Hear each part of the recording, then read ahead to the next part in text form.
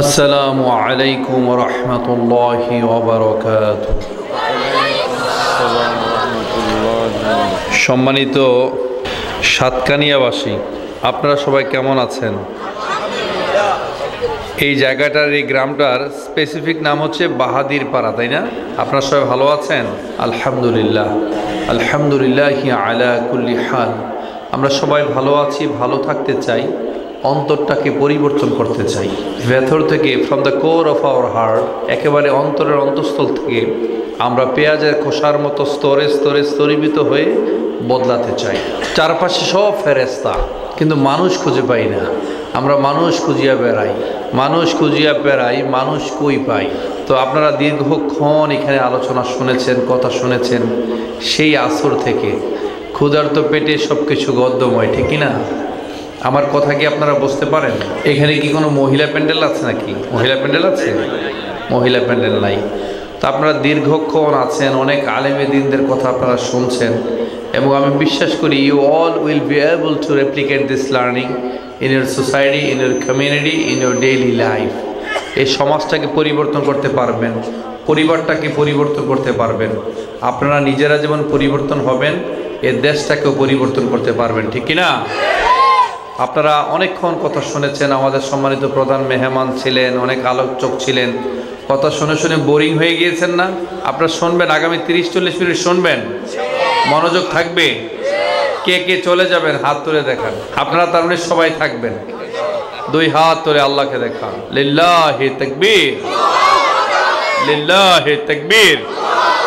তার মানে অন্তত আগামী মুনাজাতের আগ পর্যন্ত আপনারা কেউ উঠবেন না। ওয়াদা করেছেন কার সাথে? কার সাথে? মনোযোগ দিয়ে শুনবেন। এখানে কি জেনারেশন জুমাররা আছো? ইয়াংরা আছো? জেনজি, যুবক, যুবক কারা কারা দেখি? লিল্লাহি তাকবীর। তোমরা থাকবা তো? তোমরা কথাবার্তা বলবে না তো? কোনো ওঠা বসা করা যাবে না, এদিক সেদিক কথা বলা যাবে না, ঠিক আছে? তোমাদেরকে নিয়ে আমার আলোচনা।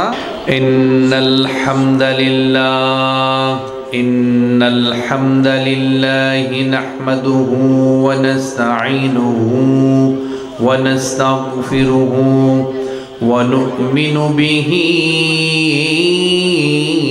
ওয়া নাতাওয়াক্কালু আলাইহি ওয়া নাউযু বিল্লাহি মিন শুরুরি আনফুসিনা ومن سيئات أعمالنا من يهده الله فلا مضل له ومن يضلل فلا هادي له أي فلن تجد له وليا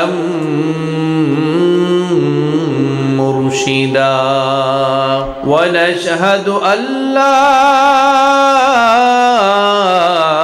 إله إلا الله وحده لا شريك له ونشهد أن سيدنا محمدا عبد الله ورسوله أرسله بالحق بشيرا ونذيرا وداعيا إلى الله بإذنه وسراجا منيرا أما بعد فقد قال الله تعالى في كلامه المجيد وفي فرقانه الحميد أعوذ بالله من الشيطان الرجيم بسم الله الرحمن الرحيم فإذا جاءت الصاخة يوم يفر المرء من أخيه وأمه وأبيه وصاحبته وبنيه ইন্নাল্লাহা ওয়া মালাইকাতাহু ইউসাল্লুনা আলান নবী ইয়া আইয়ুহাল্লাযীনা আমানু সাল্লু আলাইহি ওয়া সাল্লিমু তাসলিমা আল্লাহুম্মা সাল্লি আলা মুহাম্মাদ ওয়া আলা আলি মুহাম্মাদ কামা সাল্লাইতা আলা ইব্রাহিম ওয়া আলা আলি ইব্রাহিম ইন্নাকা হামিদুম মাজিদ আল্লাহুম্মা বারিক আলা মুহাম্মাদ ওয়া আলা আলি মুহাম্মাদ কামা বারাকতা আলা ইব্রাহিম وعلى آل إبراهيم إنك حميد مجيد رب زدني علما رب زدني علما رب اشرح لي صدري ويسر لي أمري واحلل عقدة من لساني يفقه قولي মনটা যদি হইতো পুবাল হাওয়া। নবীকে কে কে ভালোবাসেন? আল্লাহ রাসূলকে কে কে ভালোবাসেন? লিল্লাহি তাকবীর, লিল্লাহি তাকবীর। নবীর জন্য মনটা কাঁদে না, দিলটা কাঁদে না, স্বপ্নে দেখতে মন চায় না? উমরায় বা হজে কারা কারা গিয়েছেন? মাশাআল্লাহ মাশাআল্লাহ। আমরা দোয়া করি এখানে যারাই ঢুকে গিয়েছেন, এই বেহেশতের বাগানে যারাই ঢুকে গিয়েছেন, আসলে আল্লাহ তাআলা আপনাকে আমন্ত্রণ জানিয়ে এখানে নিয়ে এসেছেন। এখানে বসার কি সবার সুযোগ হয়? ভালো কাজে সবাই আসতে পারে? তাফসিরুল কোরআন প্রোগ্রাম অনেকে বন্ধ করতে পারে, ঠিক কি না? যে কয়জন আয়োজন করতে পারে? চাইলে তো আপনারা গানের অনুষ্ঠান করতে পারতেন নাকি? আপনারা এখানে তাফসিরুল কোরআন প্রোগ্রামের আয়োজন করেছেন। আমাকে ভালোবেসে মহব্বত করে সেই সুদূর কুমিল্লা থেকে আমাকে আনিয়েছেন। আমরা সবার জন্যে মন খুলে প্রাণ খুলে দোয়া করি আল্লাহ সুবহানাহু ওয়া তাআলা এখানে প্রত্যেকে যারা এসেছেন এবং আমার কথা যাদের কর্ণ গহ্বরে প্রবেশ করছে, আমার সম্মানিত মা বোন পর্দার অন্ত আড়াল থেকে যারা আমার কথা শুনছেন, আমি দোয়া করছি ইভেন যারা এখনও ব্যস্ততার কারণে, সময়ের ব্যস্ততার কারণে যে অসহায় হয়ে আছেন, আপনি হয়তো বা আসতে পারেন না এখনো, কিন্তু দূর থেকে শুনছেন, কান লাগিয়ে রেখেছেন, তার জন্য আমরা দোয়া করছি আল্লাহ সুবহানাহু ওয়া তাআলা যেন প্রত্যেককে অন্তত একবার পবিত্র হজ এবং বছর বছর উমরা করার তৌফিক দান করেন এবং আল্লাহ সুবহানাহু ওয়া তাআলা যেন প্রত্যেককে ক্ষমা করে দেন। নবীজির রওজার পাশে গিয়ে যখন আপনি সালাম দিবেন, এটা শান্তিটা কেমন লাগবে বলেন তো?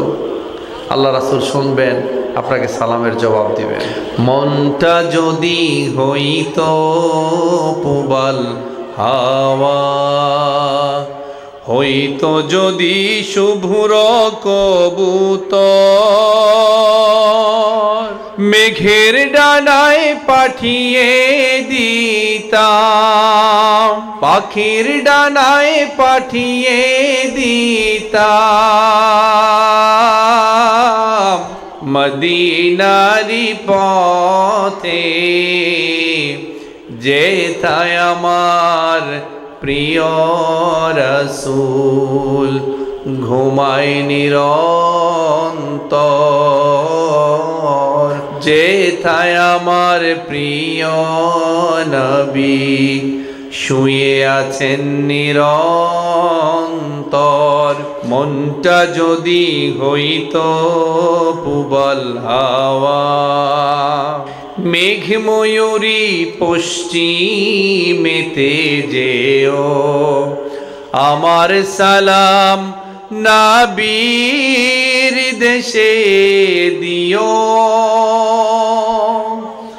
মেঘ ময়ূরী পশ্চিমেতে যেও, আমাদের সালাম নবীর দেশে দিও, তার বিরহে দু চোখ ভাসে, যার বিরহে নয়ন ভাসে, জ্বলে অন্তর যেথায় আমার প্রিয় রাসূল ঘুমায় নিরন্তর, যেথায় আমার প্রিয় রাসূল শুয়ে আছেন নিরন্তর। মনটা যদি হইতো পুবাল হাওয়া, হইতো যদি শুভ্র কবুতর, মেঘের ডানায় পাঠিয়ে দিতাম, পাখির ডানায় পাঠিয়ে দিতাম, মদিনারি পথে যেথায় আমার প্রিয় রাসূল শুয়ে আছেন নিরন্তর, যেথায় আমার প্রিয় নবী শুয়ে আছেন নিরন্তর। লিল্লাহি তাকবীর, তাকবীর। শাহ মাজিদিয়া রশিদিয়া সিএনজি চালক ও মালিক ভাইদের যৌথ উদ্যোগে 11তম তাফসিরুল কোরআন মাহফিলের আজকে সম্মানিত সভাপতি জনাব এস.এম. মাহবুবুর রহমান সাহেব, আল্লাহ সুবহানাহু ওয়া তাআলা তাকে যেন দিনের জন্য কবুল করে নেন। আয়োজনে ছিলেন শাহ মাজিদিয়া রশিদিয়া সিএনজি চালক সমিতি সাতকানিয়া চট্টগ্রাম। সম্মানিত প্রধান অতিথি হিসাবে আপনাদের প্রাণের মানুষ, মজলুম জননেতা ছিলেন, আপনাদের হৃদয়ের মানুষ, তাই না? সাবেক সংসদ সদস্য, চট্টগ্রাম 15 সাতকানিয়া লোহাগাড়ার কেন্দ্রীয় সভাপতি, বাংলাদেশ শ্রমিক কল্যাণ ফেডারেশন, এই সাতকানিয়া তথা চিটাগাঙ্গের সিংহ পুরুষ মজলুম জননেতা জনাব আনম শামসুল ইসলাম হাফিজাহুল্লাহ, ঠিক কিনা? অত্যন্ত চমৎকার করে তিনি কথা বলে গিয়েছেন, হৃদয়ে দাগ কাটার মতো কথা বলে গিয়েছেন। তিনি অসুস্থ, he is being suffering from vital diseases, and আমরা দোয়া করি আল্লাহ সুবহানাহু ওয়া তাআলা তাকে যেন পরিপূর্ণ সুস্থতা দান করেন। সবাই বলি আমিন। প্রত্যেককে যেন দিনের জন্য কবুল করে নেন। আমার আগে অনেকে কথা বলে গিয়েছেন, সম্মানিত আলেমে দ্বীন মাওলানা আব্দুল্লাহ আমিন আজহারি হাফিজাহুল্লাহ, আরবি প্রভাষক, গারাঙ্গিয়া ইসলামিয়া কামিল মাদ্রাসা সাতকানিয়া, তিনি কথা বলে গিয়েছেন, ঠিক না? মিশর আল আজহার ইউনিভার্সিটি থেকে তিনি পাশ করে এসেছেন। অত্যন্ত সুন্দর করে তিনি কথা বলে গিয়েছেন। আমি তাকে, আমার সাথে দেখা হয়েছে, আলহামদুলিল্লাহ। খুশি হয়েছেন কে? সাথে সাথে রাগান্বিত হয়েছেন কে? মিস্টার শয়তান। আপনি তো দেখেন নাই, আপনি যদি দেখতেন, আপনার যদি অন্তর্দৃষ্টি খুলে যেত, ধরেন আল্লাহ আপনার দৃষ্টি খুলে দিয়েছেন, আপনি দেখতেন যখনই শুকরিয়া জ্ঞাপন করছেন, শয়তানি ওয়ালে দেয়ালে মাথা চাপড়াচ্ছে, বলতো হায় হায়, আমি তো চ্যালেঞ্জ করে এসেছি, আমি তোমার কোনো বান্দাকে শুকরগুজার বান্দায় অন্তর্ভুক্ত হতে দেব না। আল্লাহ রাসূল সবসময় বলতেন ওয়াজআলনি শাকুরা, হে আল্লাহ আমাকে শুকরগুজার বান্দায় অন্তর্ভুক্ত করো, আমার চোখে আমাকে ছোট করো, অন্যের চোখে আমাকে বড় করে দাও। আমার আল্লাহ বলেন কুল লাউ কানাল বাহরু মিদাদাল লিকালিমাতি রব্বি লানাফিদাল বাহরু ক্বাবলা আন তানফাদা কালিমাতু রব্বি ওয়ালাউ জিনা বিমিসলিহি মাদাদা। সাগরের জলকে কালি করে, গাছের পাতাকে খাতা করে, তোমার মহিমা লেখা শেষ হবে না, যদিও লিখি প্রভু জীবন ভরে। আল্লাহু আকবার। এটা হচ্ছে কোরআনের আয়াতের অর্থ। এমনি সঙ্গীত গাওয়া হয় নাই। সাগরের জলকে যদি আপনি কালি করেন, গাছের পাতাকে যদি আপনি খাতা করেন, সমস্ত গাছের ডালপালা দিয়ে যদি আপনি কলম বানান, সারা জীবন যদি আপনি লিখতে থাকেন, আল্লাহর প্রশংসা করতে থাকেন, করতে করতে করতে আপনার জীবন ফুরিয়ে যাবে, কিয়ামত হয়ে যাবে। পৃথিবীর সমস্ত পানি, ডালপালা, কাগজ, কালি সব শেষ হয়ে যাবে, আল্লাহ তাআলার প্রশংসা শেষ করতে পারবেন না। আপনার যে পাকস্থলীর কথা আমি বলেছিলাম, পাকস্থলী প্রত্যেক প্রায় 5-7 দিন একবার চেঞ্জ হয়ে নতুন করে আবার একটা আবরণ তৈরি হয়। যদি এই আবরণটা তৈরি না হতো, আপনার পাকস্থলীটা নিজে হজম হয়ে বের হয়ে যেত। সুবহানাল্লাহ বলবেন না? এটা যদি ওই আবরণটা যদি বারবার চেঞ্জ না হইতো, আপনার পাকস্থলীটা নিজেই হজম হয়ে বের হয়ে যেত। পাকস্থলীতে এমন একটা রস তৈরি হয়, আপনি যখন একটা ধারালো ব্লেড দিতেন, এই ব্লেড সাথে সাথে গলে যেত। সুবহানাল্লাহ বাড়ি যেয়ে বলেন। তা আমরা তো শুকরিয়া আদায় করতে পারছি না। আল্লাহ সুবহানাহু ওয়া তাআলা আমাদেরকে ভালো রেখেছেন, নিরাপদে রেখেছেন, আমাদেরকে সুস্থ রেখেছেন, কিন্তু আমরা শুকরিয়া আদায় করতে পারি না। আল্লাহকে সবসময় শুকরগুজার হবেন, সবসময় শুকরিয়া আদায় করবেন, তাহলে আপনি ভালো থাকবেন। এই যে তাকবীর দেন, শুকরিয়া আদায় করেন, খুশি হন কে? সাথে সাথে রাগান্বিত হয় কে? মনে রাখবেন, আপনি যখন তাকবীরের ধ্বনিতে আকাশ বাতাস প্রকম্পিত করবেন, আজানের ধ্বনিতে চারপাশ মুখরিত করবেন, এই তাকবীরের ধ্বনিতে আকাশ বাতাস যখন মুখরিত করবেন, এই শব্দ যখন ইসলাম বিদ্বেষীদের কর্ণগহ্বরে প্রবেশ করে, এটাই তাদের গাত্রদাহের কারণ। এটা তারা সহ্য করতে পারে না। শয়তান যেমন সহ্য করতে পারে না, তারাও এটা সহ্য করতে পারে না। তাই মাঝে মাঝে একটু তাকবীর দিবেন। জোরে যদি বলি লিল্লাহি তাকবীর, কি বলবে? জেনারেশন জুমার ইয়াং যারা আছো, তরুণ, একদম দেখাই দিতে হবে, ঠিক আছে? আমি সবসময় বলি, যুবকদেরকে নিয়ে আমি কথা বলতে বেশি ভালোবাসি, কারণ আমি বলি যুবকরা যদি এগিয়ে যায়, এগিয়ে যাবে বাংলাদেশ। যুবকরা যদি পথ হারায়, পথ হারাবে আমার লাল সবুজের সোনার বাংলাদেশ, ঠিক কিনা? প্যারেড ময়দানের প্রোগ্রাম দেখেছিলে তোমরা? ওইখানে কে আসছিল? আল্লামা দেলোয়ার হোসেন সাঈদী রহিমাহুল্লাহর স্মৃতি বিজড়িত। তিনি প্রায় 27-28 বছর এখানে লাগাতার তাফসিরুল কোরআন প্রোগ্রাম করে গিয়েছেন, ঠিক কিনা? গত প্রায় 18 বছর প্রোগ্রাম করতে দেয় নাই। সেই পুরনো শকুন যারা আমাদের মানচিত্রকে খামচে ধরতে চেয়েছিল, তারাই মূলত এই তাফসিরুল কোরআন প্রোগ্রাম করতে দেয় নাই। এবার এত বেশি লোক হয়েছে, বিভিন্ন আনাচে কানাচে রাস্তাঘাট অলি গলি ভরে গিয়েছে। আপনারা সবাই লাইভে দেখেছিলেন, ঠিক কিনা? চমৎকার করে ডক্টর মিজানুর রহমান আজহারি হাফিজাহুল্লাহ কত চমৎকার করে কথা বলে গিয়েছেন, কত চমৎকার, প্রায় 2 ঘন্টা তিনি আলোচনা করে গিয়েছেন। অনলাইনে শুনবেন, মন্ত্রমুগ্ধ হয়ে শুনবেন। তা আসলে এই প্রোগ্রামগুলোকে নিয়ামত মনে করবেন। ওখানেও বেশিরভাগ তরুণরা এসেছে, ইয়াংরা এসেছে, ঠিক কিনা? মুরব্বী বাবাজিরাও ছিলেন। মুরব্বী বাবাজিরা সবসময় আমাদের মাথার উপর রহমতের ছায়া। তারা তো বটবৃক্ষ, তাদের দোয়া আমরা নেব, তাদের ভালোবাসা আমরা নেব, কিন্তু দেশটাকে শাসন করবে, দেশটাকে নেতৃত্ব দিবে, দেশটাকে এগিয়ে নিয়ে যাবে আমাদের জেনারেশন জুমার, আমাদের যুবক তরুণরা, ঠিক কিনা বলো? যুবকরা যদি পথ হারায়, পথ হারাবে আমার সোনার বাংলাদেশ। যুবকরা যদি এগিয়ে যায়, এগিয়ে যাবে আমার লাল সবুজের সোনার বাংলাদেশ, ঠিক কিনা বলে? এই চাঙ্গা থাকতে হবে, দেখতে হবে, বেশি না। কথা তো সবাই বলেই ফেলছেন, এতক্ষণ তো কথা শুনিয়েছেন আপনারা, তাই না? এতক্ষণ কথা কি শুনে কেউ? আমাদের দেশে তো এতক্ষণ মাহফিল শেষ হয়ে যায়। সম্মানিত জুয়েল ভাই আমাকে বারবার ফোন দিয়ে এনেছেন, আলহামদুলিল্লাহ। আজকের বিশেষ করে এই যে চালক সমিতি কর্তৃক আয়োজিত এটা, তাই না? আপনাদের মূলত সিএনজি চালক, তাদের মাধ্যমেই তো এটা যৌথ উদ্যোগে আয়োজিত, তাই না? আমি ভাইদেরকে দোয়া করি। আসলে ভাই, যারা মেহনতি মানুষ, যারা শ্রমজীবী মানুষ, আল্লাহ রাসূল সাল্লাল্লাহু আলাইহি ওয়াসাল্লাম বলেছেন, আমাকে যদি কখনো তোমরা মসজিদে নববীতে না পাও, সাহাবীরা জিজ্ঞেস করছেন, ইয়া রাসূলুল্লাহ, আমরা যদি আপনাকে মসজিদে নববীতে না পাই, তাহলে কোথায় পাবো?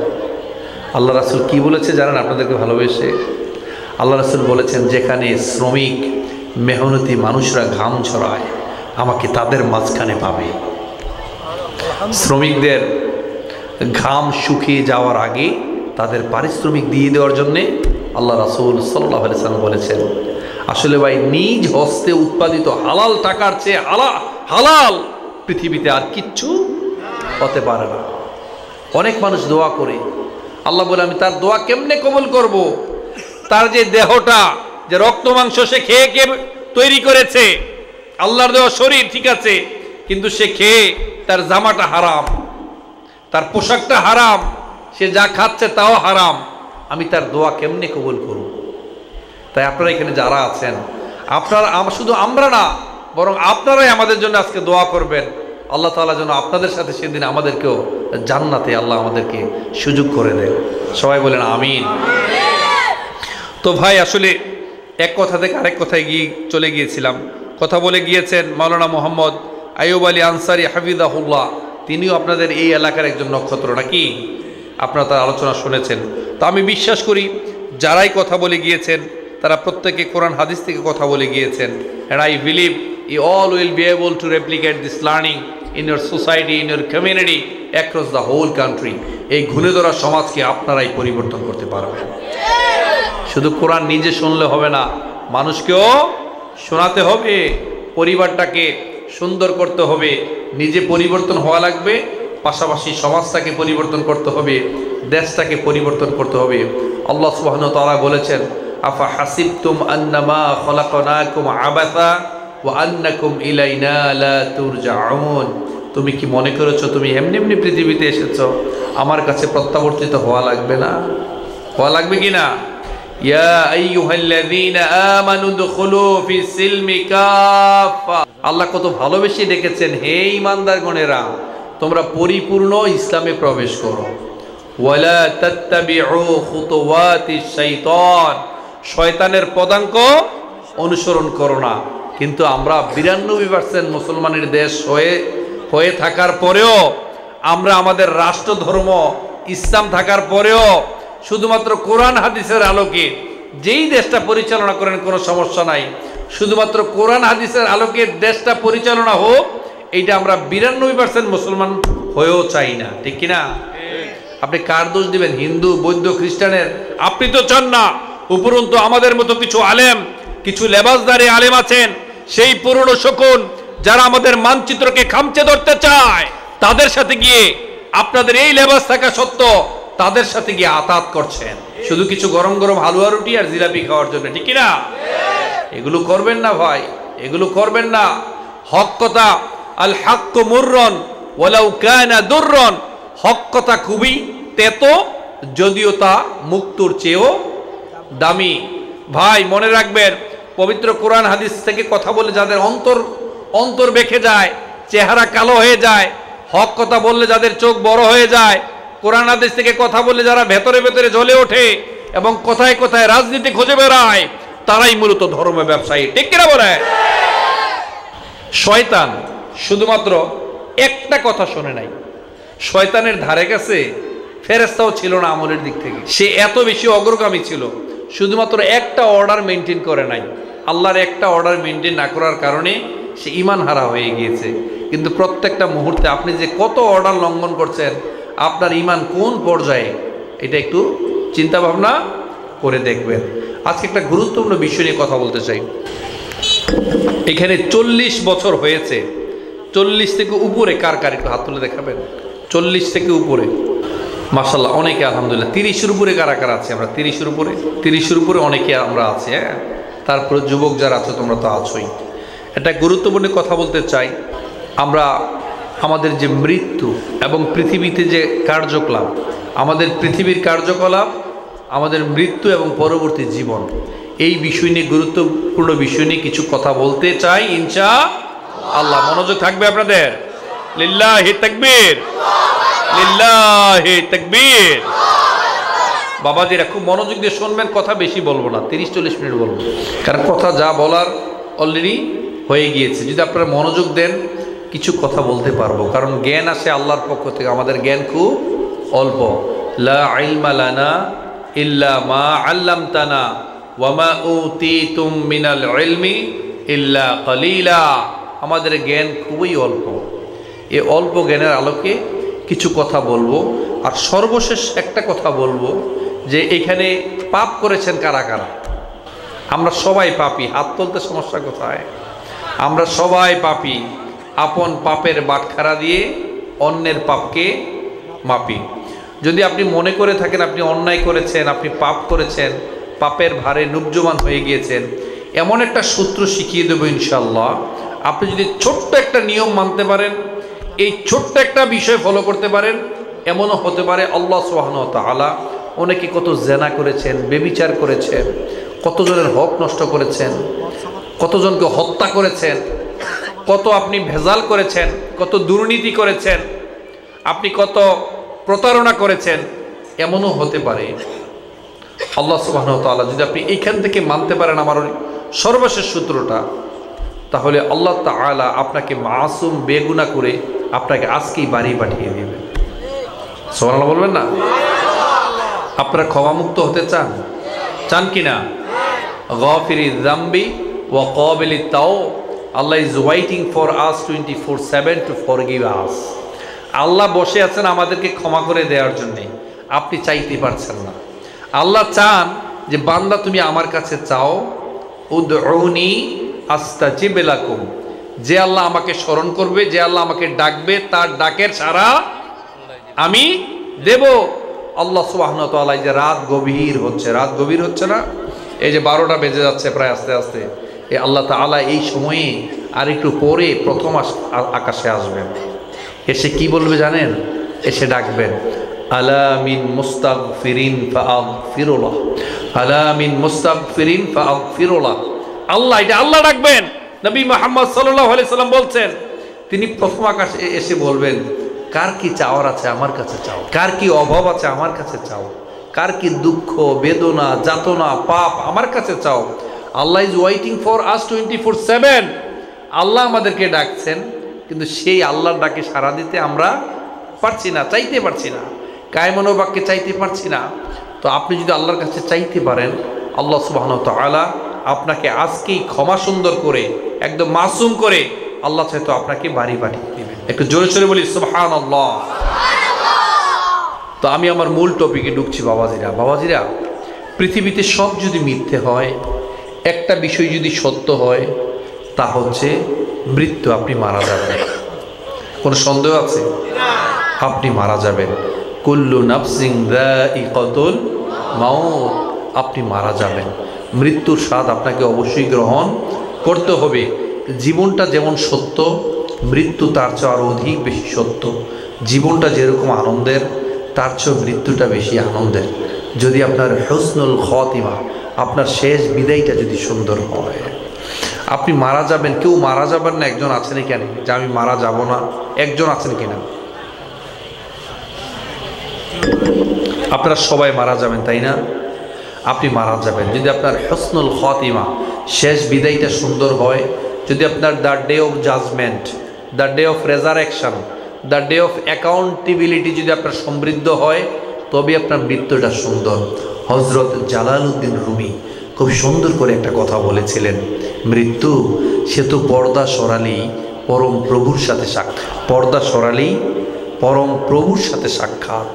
আল্লাহর সাথে আপনি মারা যাবেন, আর গেলেই তো আল্লাহর সাথে সাক্ষাৎ, নাকি? কেউ আমেরিকা থাকেন, সৌদি আরব থাকেন, দেশের বাড়িতে ঈদ করতে আসেন না নারের টানে? আসেন কি না? অনেকে আমেরিকা থাকে, সৌদি আরব থাকে না, ঈদ এসে বাড়িতে করে না? কতটা আনন্দ উপভোগ করে বলেন। আর যে আল্লাহ আপনাকে পৃথিবীতে পাঠিয়েছেন, একটা ভীষণ মিশন দিয়ে পাঠিয়েছেন। এই পেছনে জেনারেশন জুমার শুনতে পাচ্ছ? আল্লাহ তাআলা তোমাকে শুধুমাত্র মোবাইল ফোন টিপাটিপি করার জন্য পাঠায় নাই, ভার্চুয়াল ভাইরাস করার জন্য পাঠায় নাই, শুধুমাত্র টেলিভিশন দেখার জন্য পাঠায় নাই, পাশের বাড়ির মেয়ের সাথে পরকীয়া করার জন্য পাঠায় নাই। মনে রাখবে বাবাজিরা, কুল্লুকুম রাঈন ওয়া কুল্লুকুম মাসউলুন আন রাইয়াতি। সমাজের প্রত্যেকটা লোকে যে আপনারা যারা যারা আছেন, আপনারা দায়িত্বশীল। এই দায়িত্ব সম্পর্কে জিজ্ঞেস করা হবে। আপনার সন্তান কোথায় যায়, আপনার ছেলে মেয়ে কোথায় যায়, কার সাথে মেশে, সারাদিন মোবাইলে কি দেখে, এইটা দেখার দায়িত্ব আপনার। It's very easy to find fault with others, but very difficult to maintain the self-criticism. অন্যের দোষ ধরা সহজ, কিন্তু আপনার সন্তানের, আপনার মেয়ের, আপনার স্ত্রীর এবং আপনার দোষ ধরা সবচেয়ে বেশি কঠিন। আমার ছোট ভাই যারা এখানে আছো, আমি তোমাদেরকে ভালোবাসি, তোমরাও আমাকে প্রচণ্ড রকম ভালোবাসো। আমাকে ফেসবুকে অনেকে নক করো, ইনবক্সে অনেকে নক করো, বিভিন্ন প্রশ্নের উত্তর জানতে চাও। আমি তোমাদেরকে মোটিভেট করতে সবচেয়ে বেশি পছন্দ করি। একটা কথা পয়েন্ট টু বি নোটেড, প্রয়োজন এটা আজকে ফেসবুকে স্ট্যাটাস দিবা, মনে রাখবা, কান খাড়া করে শোনো, খড়গের কানের মতো খাড়া করে শোনো কথাটা, খরগোশের কানের মতো খাড়া করে কথাটা শোনো। মনোযোগ আছে তোমাদের? আছে? যুবকরা হাত উঠাও, প্রত্যেকে হাত উঠাও। আমার কথাটা শেষ হইলে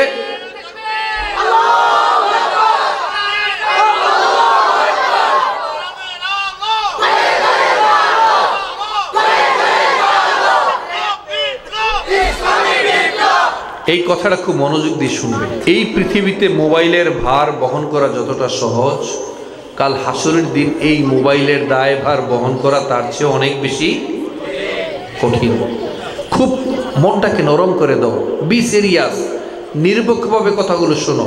এই পৃথিবীতে একটা মোবাইল তুমি ইউজ করতেই পারো, একটা আইফোন ইউজ করতে পারো, স্যামসাং আলট্রা 24/5 তুমি ইউজ করতে পারো, তারপর আইফোন প্রো ম্যাক্স 16 অথবা 17 তুমি ইউজ করতে পারো। কিন্তু এই মোবাইলটা, এই মোবাইলের ভার বহন করা যতটা সহজ, কাল হাসরের দিন এর দায়ভার বহন করা তার চেয়ে বেশি কঠিন। পৃথিবীতে কাল হাসরের দিন সবচেয়ে বেশি মানুষ জাহান্নামে যাবে বাবাজি দুইটা অঙ্গের কারণে। কয়টা অঙ্গ? যুবকরা কয়টা অঙ্গ? জোরে বলো, কয়টা অঙ্গ? এই দুইটা অঙ্গের কারণে মানুষ সবচেয়ে বেশি জাহান্নামে যাবে। আল ফামু ওয়াল ফারজ, এই মুখের কারণে আর লজ্জাস্থানের কারণে। এ কেউ যদি লজ্জাস্থান হেফাজতে রাখতে পারে তার মানে সে খুবই ভালো করবে, সে জান্নাতে যাবে। কেউ যদি মুখটাকে হেফাজতে রাখতে পারে, আমাদের মুখ আছে বলেই যা ইচ্ছা তাই বলি, ঠিক কি না? মানুষকে ক্ষমা করতে পারি না, আমাদের আচরণ সুন্দর না, আমরা বিনয়ী না। একটা মানুষ এত খুন করলো, এত হত্যা করলো, এত অত্যাচার করলো, হাজার হাজার টাকা লাপাত্তা করে দিল, 17,000 কোটি টাকা দেশ থেকে পাচার করে দিল, মানুষকে গুম করলো, খুন করলো, মিথ্যা মামলা দিল, তাকে পঙ্গু করলো, এতিম বানালো। একটা মেয়ের বিয়ে হয়েছে, 14 দিন হয়েছে, 14 দিনের মাথায় তার স্বামীকে ধরে নিয়ে গেল। পরবর্তী 17 বছর 16 বছর পরে সে ফিরে এসেছে। বউটা ভালো বলেই বউটা কোথাও যায় নাই। অন্য কোথাও অনেক জায়গায় এরকম হয়েছে, স্বামীর জন্য কি মাগফিরাতের দোয়া করবে না ফিরে আসার দোয়া করবে সে কোনোটাই জানে না, সে জানেই না। একটা মানুষকে চোখ বেঁধে ছোট্ট একটা কবরের মতো ঘরে 10 বছর 12 বছর রেখেছে। কখন নামাজের সময়, কখন গোসলের সময়, কখন ওয়াক্তের সময়, কোন দিন কী বার সে কোনোটাই জানে না। সে মানসিক রোগী হয়ে গিয়েছে। ওই মানুষগুলো একটা বারও কখনো ক্ষমা তো চাই না, উল্টা দেশে আরও কর্মসূচি দেয়। ওই মানুষগুলো কখনো ক্ষমা চায় নাই যে আমার ভুল হয়ে গিয়েছে, আমাকে ক্ষমা করে দেন, মানুষ মাত্রই ভুল, আমি আর অন্যায় করব না, আমাকে আরেকবার সুযোগ দেন। তারা তো ক্ষমা চাচ্ছেই না, তাদের দলীয় অনুসারী যারা, তারা পর্যন্ত ক্ষমা চায় না। বিষয়টাকে আপনারা বুঝতে পেরেছেন? তারা ক্ষমা চায় না। আপনাদেরকে ফেলেই পেছনের দরজা দিয়ে সদল বলে তারা পালিয়ে যেতে বাধ্য হয়েছে। এই দুনিয়াতে আপনাকে ফেলে তারা সদল বলে পালিয়ে চলে যায়, কাল হাসরের দিন তারা কি আপনাকে ডাকবে? আপনার কথা শুনবে? আপনার জন্য মায়া হবে, দয়া হবে? আমি প্রথমে যে আয়াতটা পড়েছিলাম, ফাইযা জাআতিস সাখা ইয়াওমা ইয়াফিরুল মারউ মিন আখি ওয়া উম্মিহি ওয়া আবি ওয়া সাহিবাতিহি ওয়া বানি, সেদিন যখন বজ্রনিধান আসবে, যখন সিংহায় ফুৎকার দেওয়া হবে, আপনার সবচেয়ে ভালোবাসার মানুষ, আপনার বাবা মা আপনার কাছ থেকে পালিয়ে বেড়াবে, আপনার স্ত্রী আপনার কাছ থেকে পালিয়ে বেড়াবে, আপনার ভাই বোন আপনার কাছ থেকে পালিয়ে বেড়াবে, আপনার সন্তান, যে সন্তানের হাতটা না ধরলে আপনার ভালো লাগে না, এত নরম তুলতুলে হাত, ছোট্ট ছোট্ট হাত, তার আঙ্গুলগুলো ধরতে ভালো লাগে, আপনাকে না দেখলে সে খায় না, সে ঘুমায় না, সেই সন্তান আপনাকে ফেলে চলে যাবে, আপনি সন্তানকে ফেলে আপনি চলে যাবেন, ইয়া নাফসি করবে। এই দুনিয়াতেই মানুষ আপনাকে ফেলে চলে যায়, কাল হাসরের দিন কি হবে বলেন?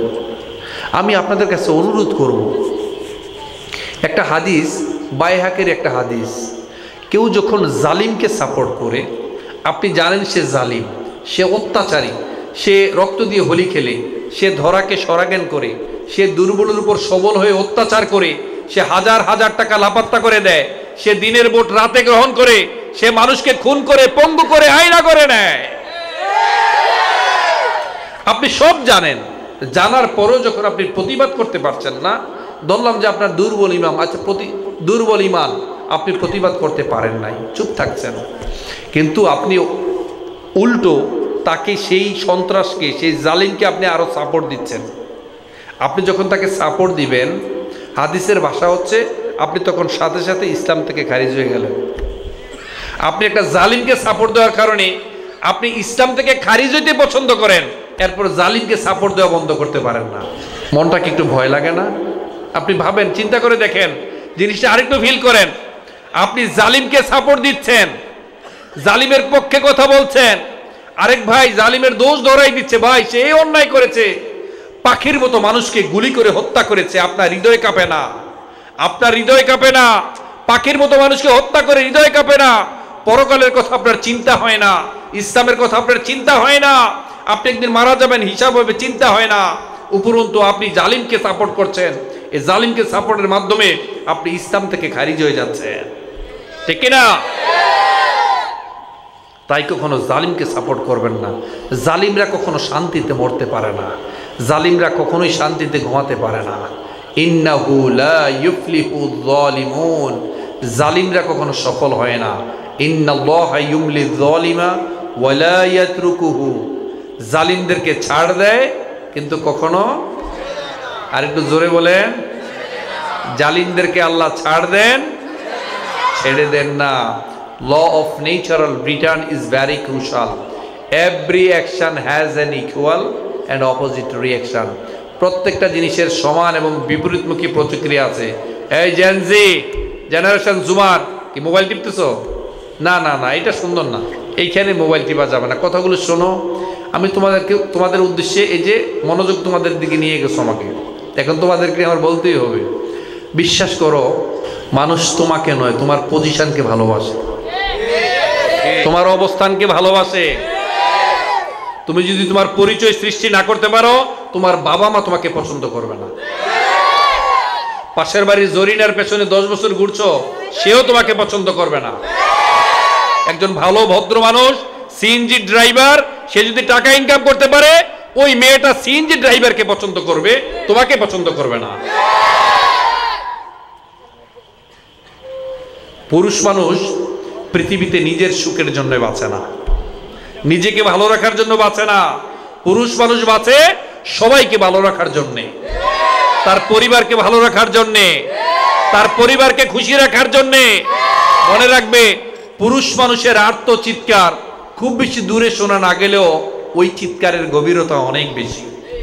পুরুষ মানুষের কখনো ঈদের আনন্দ হয় না, ঈদের দিনে নতুন কাপড় তাদের কিনতে হয় না।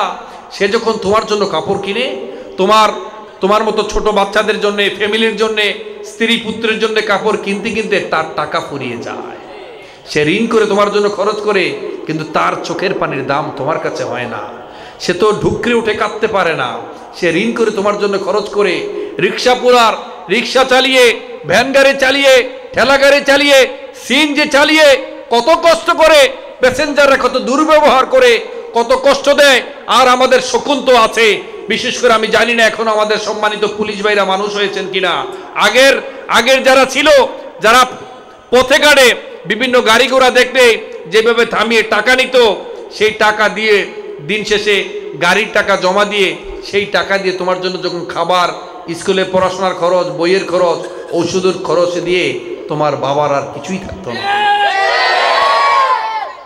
তোমাকে বুঝতে হবে ভাই, মনে রাখবে, ডোন্ট টেক দিস আদারওয়াইজ।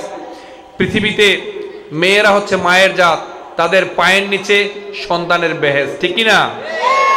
তাদের পায়ের নিচে সন্তানের বেহেস। Heaven lies at the foot of mother, মায়ের পায়ের নিচে সন্তানের বেহেস। আমি সেই জরিনা সুন্দরীর কথা বলছি, মেয়েদেরকে সম্মান দিয়ে বলছি। আমার মা বোন, আপনারা আমার কথা শুনে রাগ করবেন না, কিন্তু আমি প্রসঙ্গত কথাটা বলতেই হচ্ছে।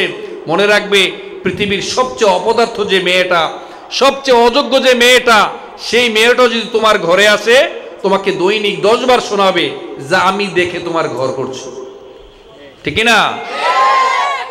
অতএব ভাই, তুমি তোমার পরিচয় সৃষ্টি করো। এখানে এসে যদি তুমি মোবাইল টিপো, বন্ধুদের সাথে কথা বলো, চ্যাটিং করো, মেসেজ করো, বুঝতে হবে তুমি প্রজন্মের একটা ক্যান্সারের রোগে ভুগতেছো। এমন একটা জায়গায়, এটা জান্নাতের বাগান। তুমি জানো নবী মুহাম্মদ সাল্লাল্লাহু আলাইহি সাল্লাম বলেছেন, যখন পবিত্র কোরআন হাদিস থেকে কথা বলা হয় 4-5টা ফেরেশতারা ঘিরে রাখেন। তোমাদের ছবি উঠাবেন, ছবি উঠাচ্ছেন, কাল হাসরের দিন এই চেহারা দেখে দেখে তুমি যদি কায়ে মনোবাক্যে আল্লাহর কাছে ক্ষমা পাওয়ার জন্য এসে থাকো, কিছু শেখার জন্য এসে থাকো, তাহলে তোমাকে এগুলো দেখিয়ে দেখিয়ে তোমাকে জান্নাতে পাঠিয়ে দেওয়া হবে। তোমরা জানো না সেই বিখ্যাত হাদিস? সেই বিখ্যাত হাদিসের কথা তোমরা জানো। এক লোক 99টা খুন করছে। বনি ইসরাইলের সময়ের ঘটনাটা। এক লোক কয়টা খুন করছে? কয়টা? এইটা শুনে আবার তোমরা খুন খারাপই করো না। 99টা খুন করার পরে সে এক মোল্লা, একজন আলেম তাকে জিজ্ঞেস করছে। হঠাৎ করে অনুশোচনা এসেছে যে আমি কি ক্ষমা পাবো? এত খুন করেছি, এত অন্যায় করেছি, এত ভুল করেছি, আমি কি ক্ষমা পাবো? তো তিনি পথে যাচ্ছিলেন, হঠাৎ করে এক মোল্লাকে জিজ্ঞেস করলেন। তো আমাদের তো এক সমাজে, বিশেষ করে বাংলাদেশের একটা তো সমস্যা আছেই, আল্লাহ ক্ষমা করলেও মোল্লা ক্ষমা করে না। আল্লাহ ছাড় দেয়, আল্লাহ ক্ষমা করে ফেলছে, কিন্তু মোল্লা ছাড় দিবে না। উনি এত বড় বুজুর্গ হয়ে গিয়েছেন। আরে ভাই, তুমি ক্ষমা পাবা কিনা এটাই দেখো না আগে। আমাদের দেশের মানুষের আচরণ সুন্দর না, বিনয়ী না, ভিন্ন মতকে সম্মান দিতে পারি না। ধরেন আমি আমার আকীদা নিয়ে আসি, আমি আমার মানহাজ নিয়ে আসি, কখনো ভিন্ন মতকে আমরা সম্মান দিয়ে কথা বলতে পারি না। বাবাজি, আমার খুব কষ্ট লাগে। আপনি দাড়ি টুপি রেখেছেন, পায়জামা পাঞ্জাবি পরেছেন, আপনার আচরণ হবে সবচেয়ে বিনয়ী, তাই না? সবচেয়ে সুন্দর, ঠিক কিনা? আপনি আলেম ওলামা এই স্টেজে উঠে কথা বলেন, আরেক আলেম নিয়ে কি বেফাস মন্তব্য করেন, কি গালাগালি করেন। আপনি না আল্লাহ রাসূলকে নাকি সবচেয়ে ভালোবাসেন, রাসূলের সবচেয়ে সুন্নাতকে আপনি পালন করেন। আসলে যারা নিজেদেরকে আশেকে রাসূল দাবি করেন, তারাই দেখেছি তাদের মাধ্যমে সুন্নতের সবচেয়ে বেশি লঙ্ঘন হয়। আপনি যদি আল্লাহ রাসূলকে সবচেয়ে বেশি ভালোবেসে থাকেন, তাহলে আপনি আচরণটা আগে নেবেন। কারণ আপনারা জানেন কাল হাসরের দিন কোন আমলটা সবচেয়ে বেশি উঁচুতে থাকবে, সর্বাগ্রে থাকবে, জানেন? এটা জানেন? সুনানে আবু দাউদের একটা বিখ্যাত হাদিস। আল্লাহ রাসূল সাল্লাল্লাহু আলাইহি সাল্লাম বলেছেন, এই বাচ্চারা শোনো, খুব সুন্দর করে কথাটা শোনো, এই হাদিসটা তোমাদের ভালো লাগবে। আল্লাহ রাসূল সাল্লাল্লাহু আলাইহি সাল্লাম বলেছেন, এই পৃথিবীতে কেউ যদি হকের উপর থেকেও, আপনি হকের উপর আছেন, এটা আপনার রাইট, হকের উপর থেকেও যখন আপনি তর্ককে পরিহার করবেন, যে আমি জানি আমি right, I am on the right track, আমি হকের উপর আছি, যে সিএনজিটা আমার, এই বাহনটা আমার, ভাড়াটা আমি 50 টাকা চাইছি, ভাড়াটা লিগেল ভাড়া, কিন্তু সে আমাকে 40 টাকা দিয়ে চলে যায়।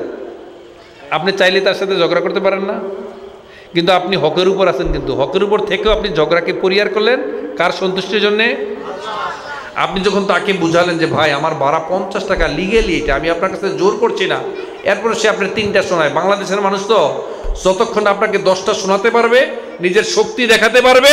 এই কারণে এত হত্যা করার পর, এত গুম খুন করার পর, হাজার হাজার টাকা লাভত্তা করে দেওয়ার পরও সে কখনো স্বীকারই করে না যে আমার ভুল হয়েছে। আবার নতুন করে এই চেয়ার শুধুমাত্র আমাদের দেশের মানুষকে পাগল করে দিয়েছে। এখন নতুন করে যারাই আসতে যাচ্ছেন, আমি স্পেসিফিক বলছি না, গায়ে লাগাবেন না, যারাই আসতে যাচ্ছেন ইতিহাস থেকে শিক্ষা গ্রহণ করেন। একজন তো হেলিকপ্টারও পোলাতে পায় নাই, আপনারা হেলিকপ্টারও পাবেন না।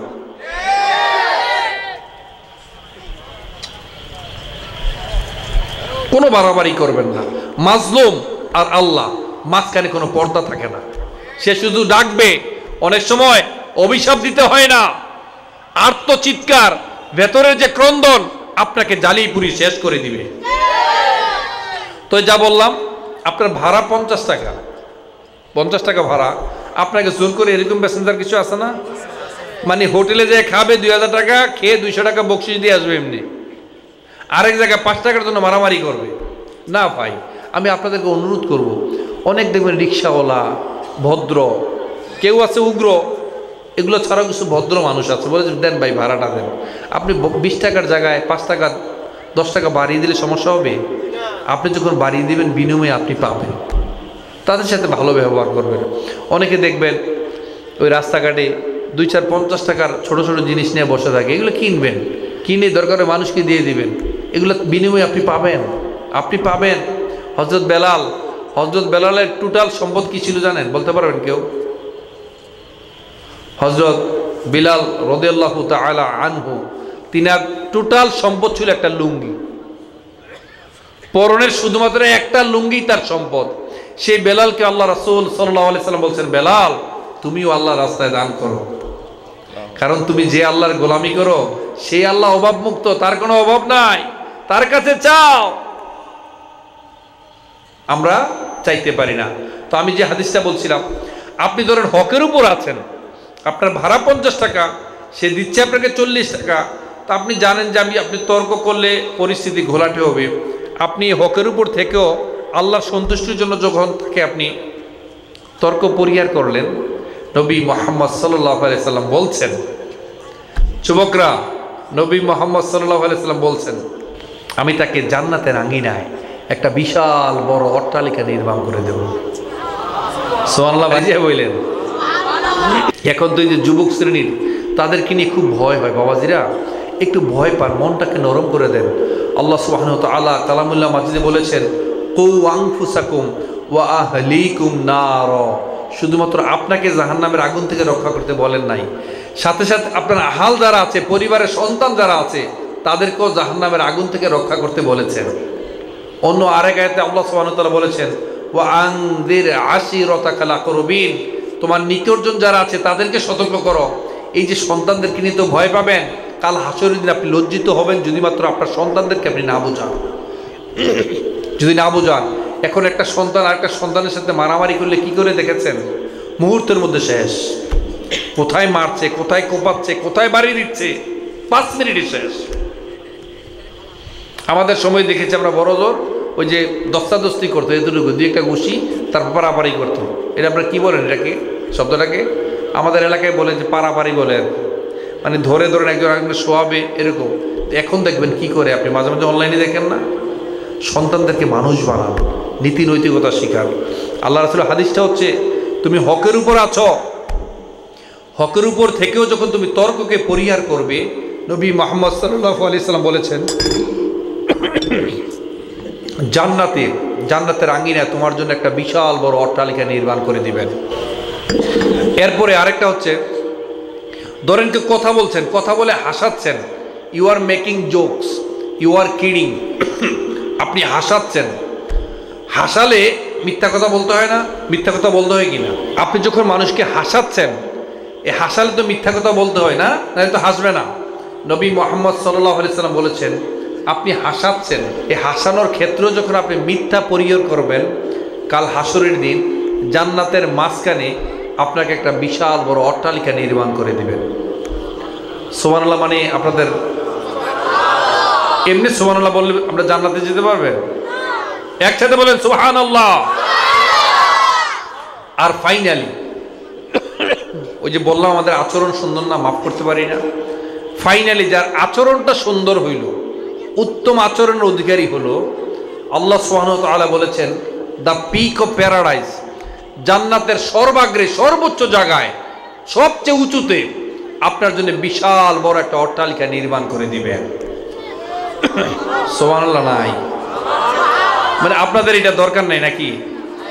এই আমলটা হচ্ছে, যত আমল আপনি করেন সবচেয়ে সুন্দর বড় আমল হচ্ছে সুন্দর আচরণ।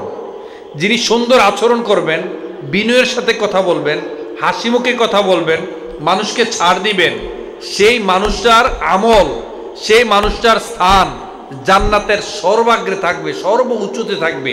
এরপর আপনাদের ভিতর থেকে সুবহানাল্লাহ আসবে না।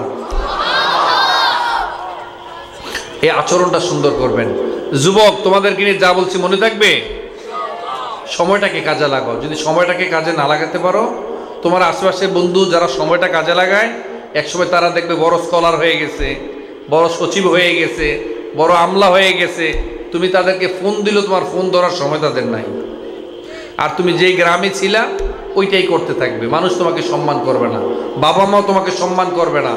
সময়টাকে কাজে লাগাও। মনে রাখবে, জীবন বদলে যায় সময়ের সাথে, সময় বদলে যায় সম্পর্কের সাথে, সম্পর্ক কিন্তু বদলে না আপনজনের সাথে, তবে মাঝে মাঝে কিছু আপনজন বদলে যায় সময়ের সাথে, ঠিক কিনা? আপন মানুষ সবচেয়ে বড় ধোঁকা দেয়, আপন মানুষ সবচেয়ে বেশি দুঃখ দেয়, আপন মানুষ সবচেয়ে বেশি কাঁদায়, ঠিক কিনা?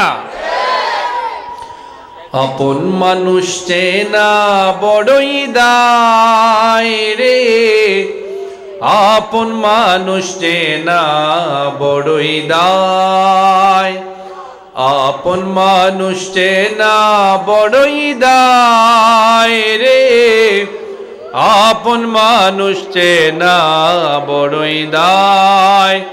চাইলেও তারে যায় না ভোলা, বুকের ভেতর কষ্ট মেলা, চাইলেও তারে যায় না ভোলা, বুকের ভেতর কষ্টের মেলা। আপন মানুষ সবচেয়ে বেশি আপনকে কাঁদায়, আপনকে কাঁদায়। আপন মানুষ চেনা বড়ই দায় রে, আপন মানুষ চেনা বড়ই দায়, ঠিক না? তো ভাই, প্রথমে আমি যা বলছিলাম, যুবক তোমাদের নিয়ে কথা বলা শেষ, আর যদি ডিস্টার্ব করো তোমাদের জন্য আরো কঠিন কথা আসবে। লিল্লাহি তাকবীর, লিল্লাহি তাকবীর। তোমাদের জন্য সর্বশেষ একটি কথা, জীবনটাকে গঠন করো, সময়টাকে কাজে লাগাও, মানুষের মতো মানুষ হও, তোমাকে সবাই সম্মান করবে। টাকার পেছনে তোমার দৌড়াতে হবে না, টাকা তোমার পেছনে দৌড়াবে। মনে রাখবে, ভালো মানুষ হও, কোরআন হাদিসের আলোকে চলো, কোরআন হাদিসের জ্ঞান অর্জন করো, নীতি নৈতিকতা শিখো, রবের সাথে কানেক্টিভিটি বাড়াও, পবিত্র কোরআনের সাথে অ্যাটাচমেন্ট বাড়াও। এখানে যারা আছেন বাবাজিরা, আমি যদি একটা প্রশ্ন করি যে আরবিতে যারা তো পারেনি, মাদ্রাসার স্টুডেন্ট শিক্ষক ছাড়া অন্য যারা আছেন, পবিত্র কোরআনটাকে নিজ মাতৃভাষায় অন্তত প্রথম থেকে শেষ পর্যন্ত একবার পড়ার সুযোগ হয়েছে কার কার? বাংলা ভাষায়, নিজ মাতৃভাষায় প্রথম থেকে শেষ পর্যন্ত বাংলা ভাষায় কারা কারা পড়ছেন? হাত উঠান। হাত কিন্তু গণতে পারবেন না, এদের কয়েকজনের হাত মাত্র। তো আল্লাহর কাছে কি জবাবটা দিবেন? আল্লাহ একটা ঐশী গ্রন্থ পাঠিয়েছেন, এটা শুনে জীবনটাকে পরিচালনা করবেন, কোনটা হালাল কোনটা হারাম, কিয়ামতের দিন কি সেইটা বুঝবেন, দেশটাকে সাজাবেন, কোরআন হাদিসের আলোয় দেশটা আলোকিত করবেন। তা আপনি তো কিছুই জানলেন না, কিছুই বুঝবেন না, আল্লাহ রাসূলের জন্য জীবন ফাটিয়ে ফেলবেন না? প্রথম থেকে শেষ পর্যন্ত আল্লাহ রাসূলের একটা জীবনী পড়েছেন কে কে? হাত তোলেন। মানে এইবার তো আরো কমে গেছে। তা আপনি আল্লাহ রাসূলকে ভালোবাসেন? আল্লাহ রাসূলের জীবনীটা ওফাত থেকে শুরু করে, জন্ম থেকে মিলাদ থেকে শুরু করে ওফাত পর্যন্ত, জন্ম থেকে শুরু করে মৃত্যু পর্যন্ত কিভাবে কি হয়েছে, কয়টা যুদ্ধে তিনি অংশগ্রহণ করেছেন, কত জিহাদ করেছেন, কতদিন তিনি খাবার খাইতেন না, কত ক্ষুধার্ত ছিলেন, তিনি কিভাবে আমল করতেন, কিভাবে দান করতেন, কতটা স্ত্রী ছিল, স্ত্রীর সাথে কেমন আচরণ করতেন, আপনি কিছুই জানলেন না, আপনি আশাকে রাসূল। এটা কি সম্ভব? সম্ভব কি না? নিজের মনটাকে একটু জিজ্ঞেস করেন বাবা। এখানে হাসি দিয়ে আপনি চলে যাবেন, কালকে চলে যাবেন, আচ্ছা কইছে, কিন্তু আমি আমার দায়িত্ব পালন করলাম, আমি আপনাদেরকে বলে গেলাম। অন্তত দুই হাত তুলে আল্লাহকে দেখান, অন্তত একবার হলেও কোরআনটাকে অন্তত মাতৃভাষায়, কোরআন তো শিখবেনই, কিন্তু মাতৃভাষায় একবার হলেও প্রথম থেকে শেষ পর্যন্ত পড়বেন। এবং আল্লাহ রাসূল সাল্লাল্লাহু আলাইহি সাল্লামের যে কোনো একটা জীবনী প্রথম থেকে শুরু করে শেষ পর্যন্ত মাতৃভাষায় পড়বেন। কে কে দুই হাত তুলে আল্লাহকে দেখান, তাকবীর দেন।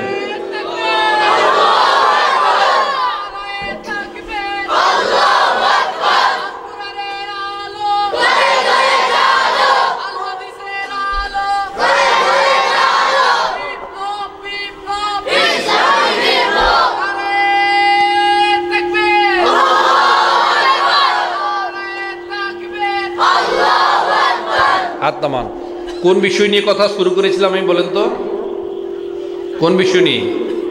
মৃত্যু, মৃত্যুর পূর্বে অ্যাক্টিভিটিস, মৃত্যু এবং মৃত্যুর পরবর্তী জীবন। আসলে ভাই, প্রত্যেকে আমরা একটা মহাসত্যের অভিমুখে যাচ্ছি।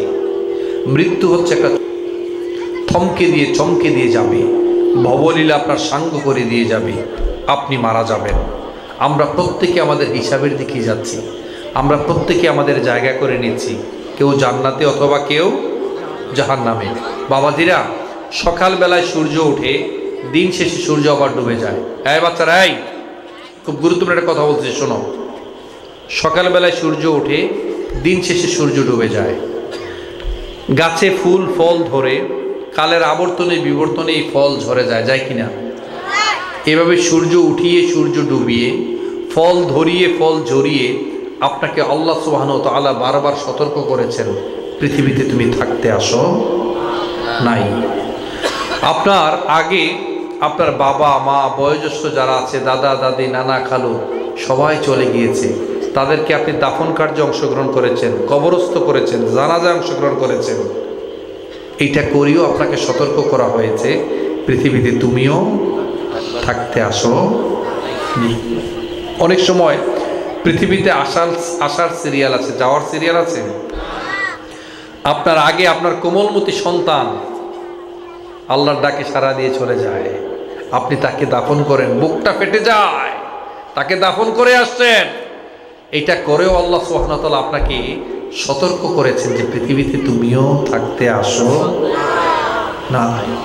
এক সময় আপনি তাগড়া যুবক ছিলেন, শক্তিশালী যুবক। এই যে এখানে যে যুবকগুলো বসা, এই যে যুবক যারা বসা ছিল, তোমার মতো যুবক অনেকেই ছিল।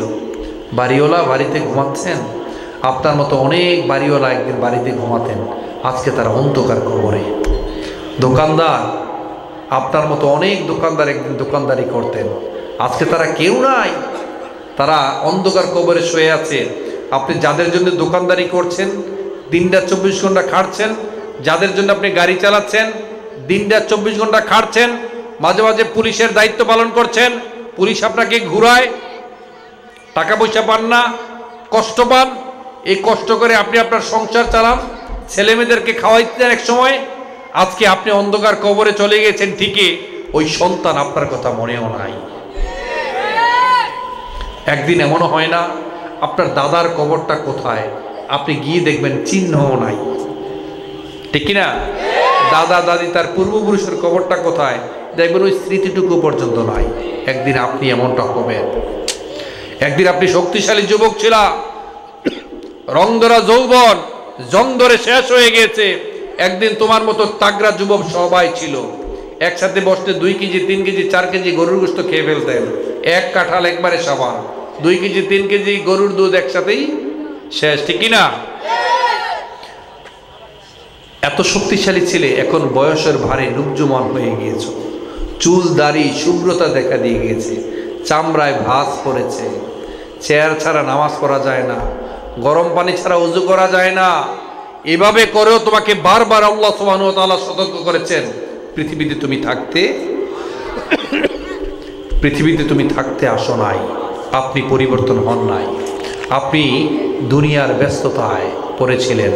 আলহাকুমুত তাকাসুর হাত্তা যুরতুমুল মাকাবির, প্রাচুর্যের প্রতিযোগিতা আপনাকে অন্ধ করে রেখেছিল।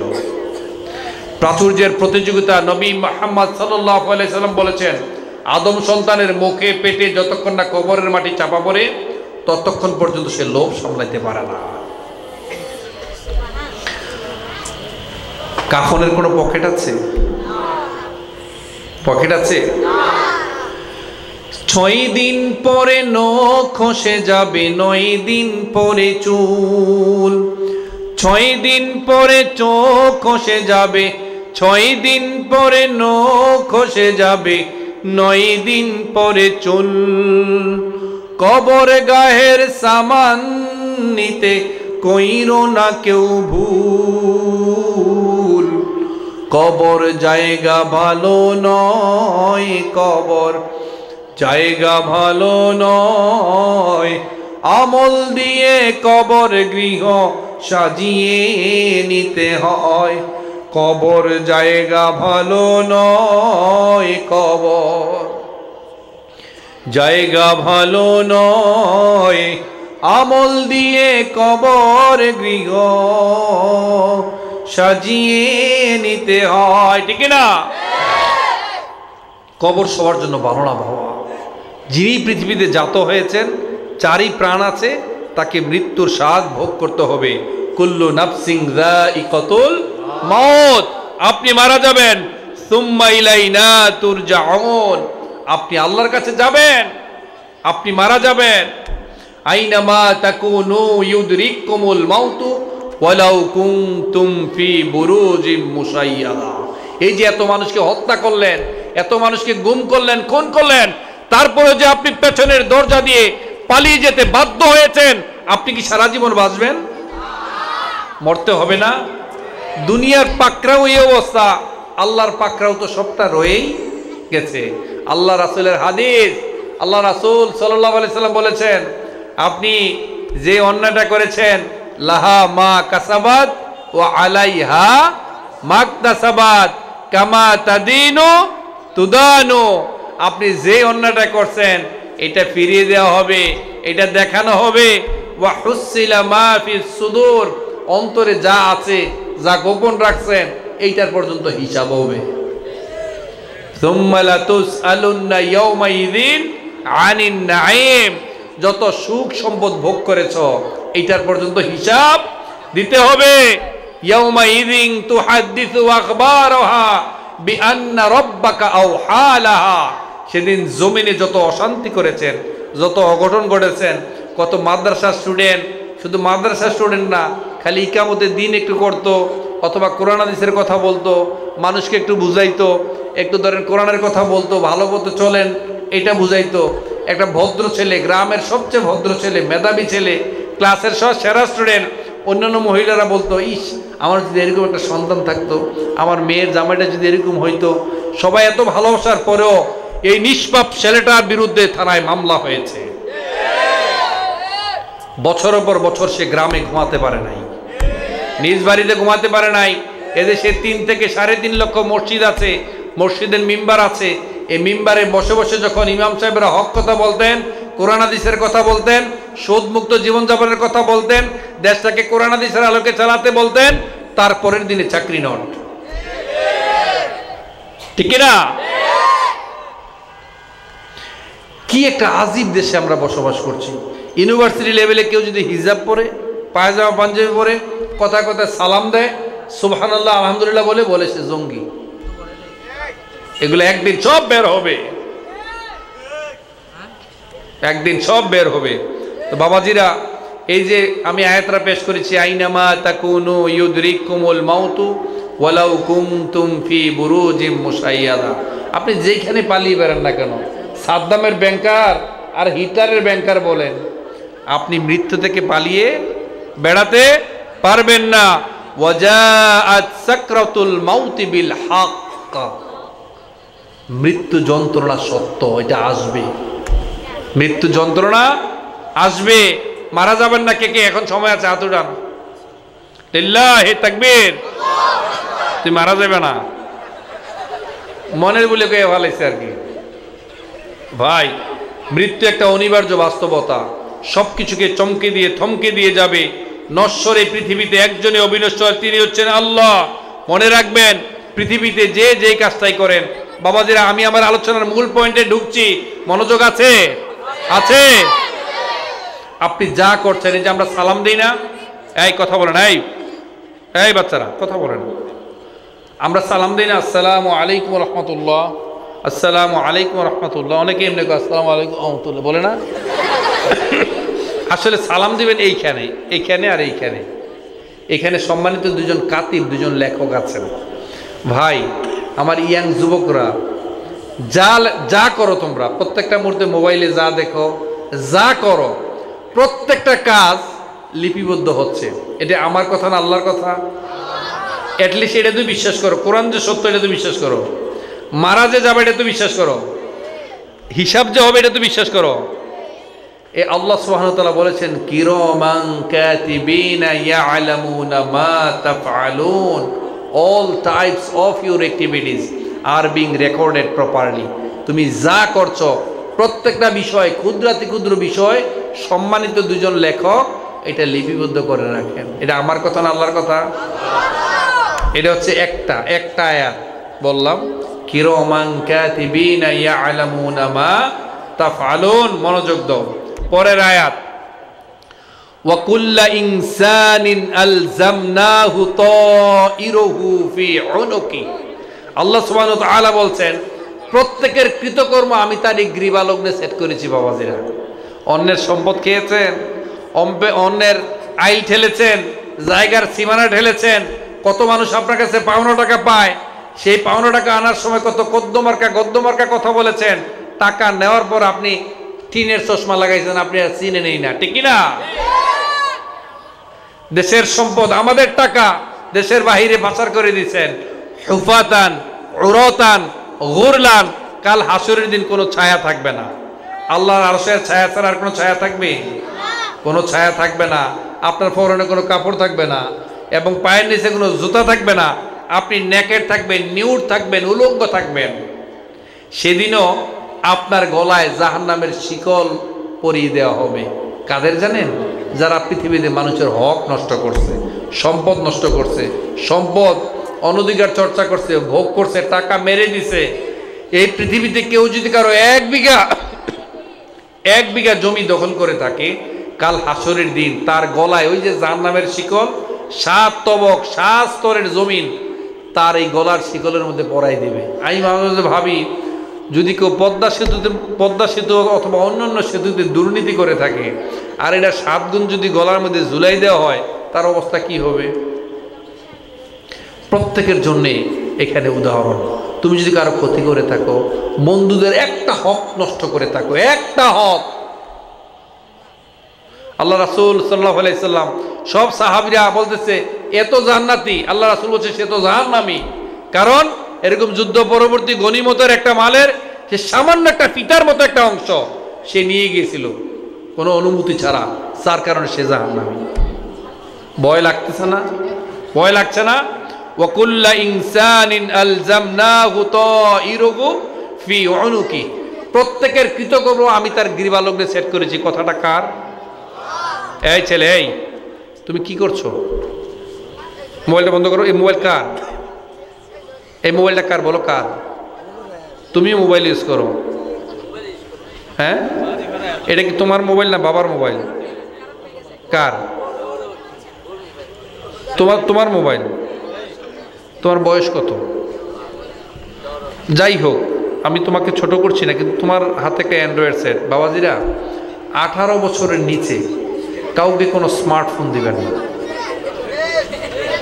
18 বছরের নিচে কোনো সন্তানকে বিনা প্রয়োজনে, যে একটা তার খুব জরুরি অনলাইন ক্লাস আছে, আপনি সামনে দিবেন, কিন্তু তাকে যদি এই ছোট বাচ্চা, সে যদি দেখেন এই ছোট বাচ্চা তারা যদি অনলাইন থেকে নেট থাকে, দুনিয়ার যত অশ্লীলতা এই মোবাইলে, আপনার সন্তান বড় হয়ে আপনাকে সম্মান করবে? আর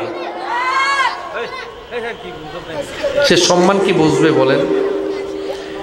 আর 18 মাসের আগে কোনো সন্তানের চোখের সামনে কোনো স্ক্রিন ধরবেন না। যদি ধরেন তার চোখটাই নষ্ট হয়ে যাবে। 18 মাসের আগে কোনো সন্তানের চোখের সামনে স্ক্রিন নয়। আর 18 বছরের আগে বিনা প্রয়োজনে, খুব জরুরি না হইলে সন্তানদের কাছে স্মার্টফোন দিবেন। একটা ছেলের বয়স 8 বছর 10 বছর, তার হাতে যদি স্মার্টফোন থাকে, বাবাজিরা, আপনি কাল হাসরের দিন কি উত্তর দিবেন? তার মানে আপনি নিজেও সারাদিন মোবাইলের মধ্যে নেশাগ্রস্ত হয়ে থাকেন। আপনি নেশাগ্রস্ত আছেন বলেই আপনার সন্তানও সারাদিন মোবাইলে দেখে। শোনেন, এই যে বর্তমান সময় অনেক মেয়েরা পর্দা করে না, তাই না? পর্দা করে না, ছেলেরা এইটা শোনো না সেইটা শোনো না, আপনি বলেন নাই। যদি আপনি না বলে থাকেন, তারা জাহান্নামে যাওয়ার সময় মিনিমাম 4 জন রে বউকে পাড়া দিয়ে অথবা তাদেরকে নিয়ে জাহান্নামে ঢুকবে। যে আমাকে তারা কখনো তারা আমাকে কখনো হেদায়েত করে নাই, হেদায়েতের বাণী শোনায় নাই, আমাকে দুনিয়াতে তারা পরিবর্তন হইতে বলে নাই। সারাক্ষণ দোকানে বসে বসে অন্যের গীবত চর্চা করেছে, কিন্তু নিজের সন্তান, নিজের ছেলে মেয়ে বকে গিয়েছে, তাদেরকে কখনো শ্রদ্ধায় নাই। এরকম মূর্খ পুরুষ পৃথিবীতে আমি দেখি নাই, যে তার সুন্দরী বউয়ের চেহারা ফেসবুকে তার চুল সহ খুলে ফেসবুকে সে স্ট্যাটাস দেয়। এটা কোনো পুরুষের ব্যক্তিত্ব হতে পারে না। আপনার বউ আপনার জন্যে, আপনার বউ আপনার ঘরে থাকবে, সেই বউকে সরকারি বানানোর জন্যে আপনি ফেসবুকে স্ট্যাটাস দেন। আপনি কি মানুষ আমাকে বলেন? অথচ আপনি জানেন রাতের অন্ধকারে ঘরে কেউ নাই, কেউ শোনে নাই, কেউ দেখে নাই, আপনার স্ত্রী নামাজ পড়ছে, তার যদি চুলগুলো বের হয়ে থাকে তার নামাজটাই হবে না। আলেম ওলামারা আছে, জিজ্ঞেস করে নেবেন। কোনো পুরুষ লোক কিন্তু দেখে নাই, আল্লাহর সামনে দাঁড়িয়েছে, এই চুল যদি বের হয়ে থাকে তার নামাজটা হবে না। আর আপনি আপনার স্ত্রীর, আর যদি বউটা যদি সুন্দর হয়, সুশ্রী হয়, লাবণ্যময়ী হয়, তাকে আপনি সুন্দর করে ফেসবুকে স্ট্যাটাস দিয়ে তার বউর ছবিটা দেখিয়ে দিচ্ছেন, হাজার হাজার মানুষ আপনার বউটাকে দেখে কি কল্পনা করে, এই কল্পনা করলে যত গুনাহ হবে এটা আপনার বউর তো হবেই, আপনার সহ হবে। এটা স্মার্টনেস নয়। বউকে খোলামালা নিয়ে চলাম, তাদের প্রতি সম্মান রেখে বলছি, শালীন পোশাক পরে যাবেন, শালীন পোশাক পরে বের হবেন। কিন্তু আপনি আপনার বউকে দেখিয়ে দিচ্ছেন, ফেসবুকে স্ট্যাটাস দিয়ে দিচ্ছেন, এটার হিসাব একদিন হবে। সব কিছুই আপনার এই গৃহলগ্নে সেট করা আছে। ইকরা কিতাবাক কাফা বিনাফসিকাল ইয়াউমা আলাইকা হাসিবা। আল্লাহ তাআলা বললেন, পড়, তোর কিতাব আজকে তুই পড়, তোর আমলনামা তুই পড়। আল্লাহ সুযোগ করে দিবেন, তোর আমলনামা তুই পড়ার জন্য যথেষ্ট। আমি যদি বলি, why didn't you do this activities, কেন তুমি এই কাজটা করেছো, কেন তুমি এই কাজটা করো নাই, আপনি 10টা উত্তর দিবেন আমাকে, ঠিক না? 10টা উত্তর দিতে পারবেন। কিন্তু আল্লাহ তাআলা যখন প্রশ্ন করবেন, how have you spent your valuable time, তুমি তোমার সময়টাকে কোন খাতে ব্যয় করেছো, কোনো উত্তর থাকবে? উত্তর থাকবে বলেন? কোনো উত্তর থাকবে না, কোনো উত্তর থাকবে না। এখনো সময় আছে, আল্লাহকে ভয় পান।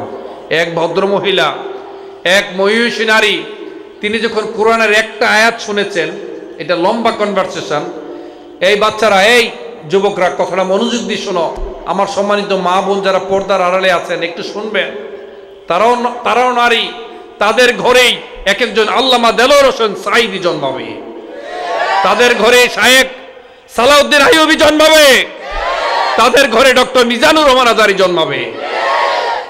আর যাদের পেট সারা বাজারে দেখে, আপনার ঘরে আল্লাহর ওলি জন্মাবে? আল্লাহ যদি দেন ভিন্ন হিসাব, কিন্তু সাধারণত কি বলে বলেন, জন্মাবে?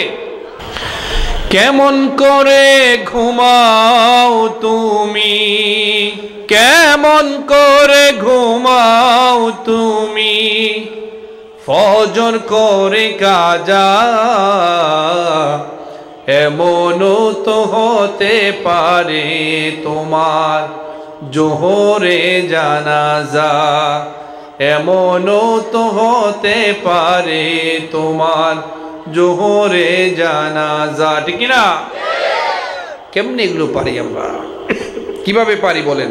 সেই ভদ্র মহিলা, তিনি যখন শুনলেন আমি যা বলি, মুখে যা উচ্চারণ করি, যেই কথাটাই বলি, এটা লুফে নেওয়ার জন্যে, লিখে রাখার জন্যে সদা জাগ্রত প্রস্তুত প্রহরী আল্লাহ সুবহানাহু ওয়া তাআলা নিয়োজিত করে রেখেছেন। সুবহানাল্লাহ বলবেন না?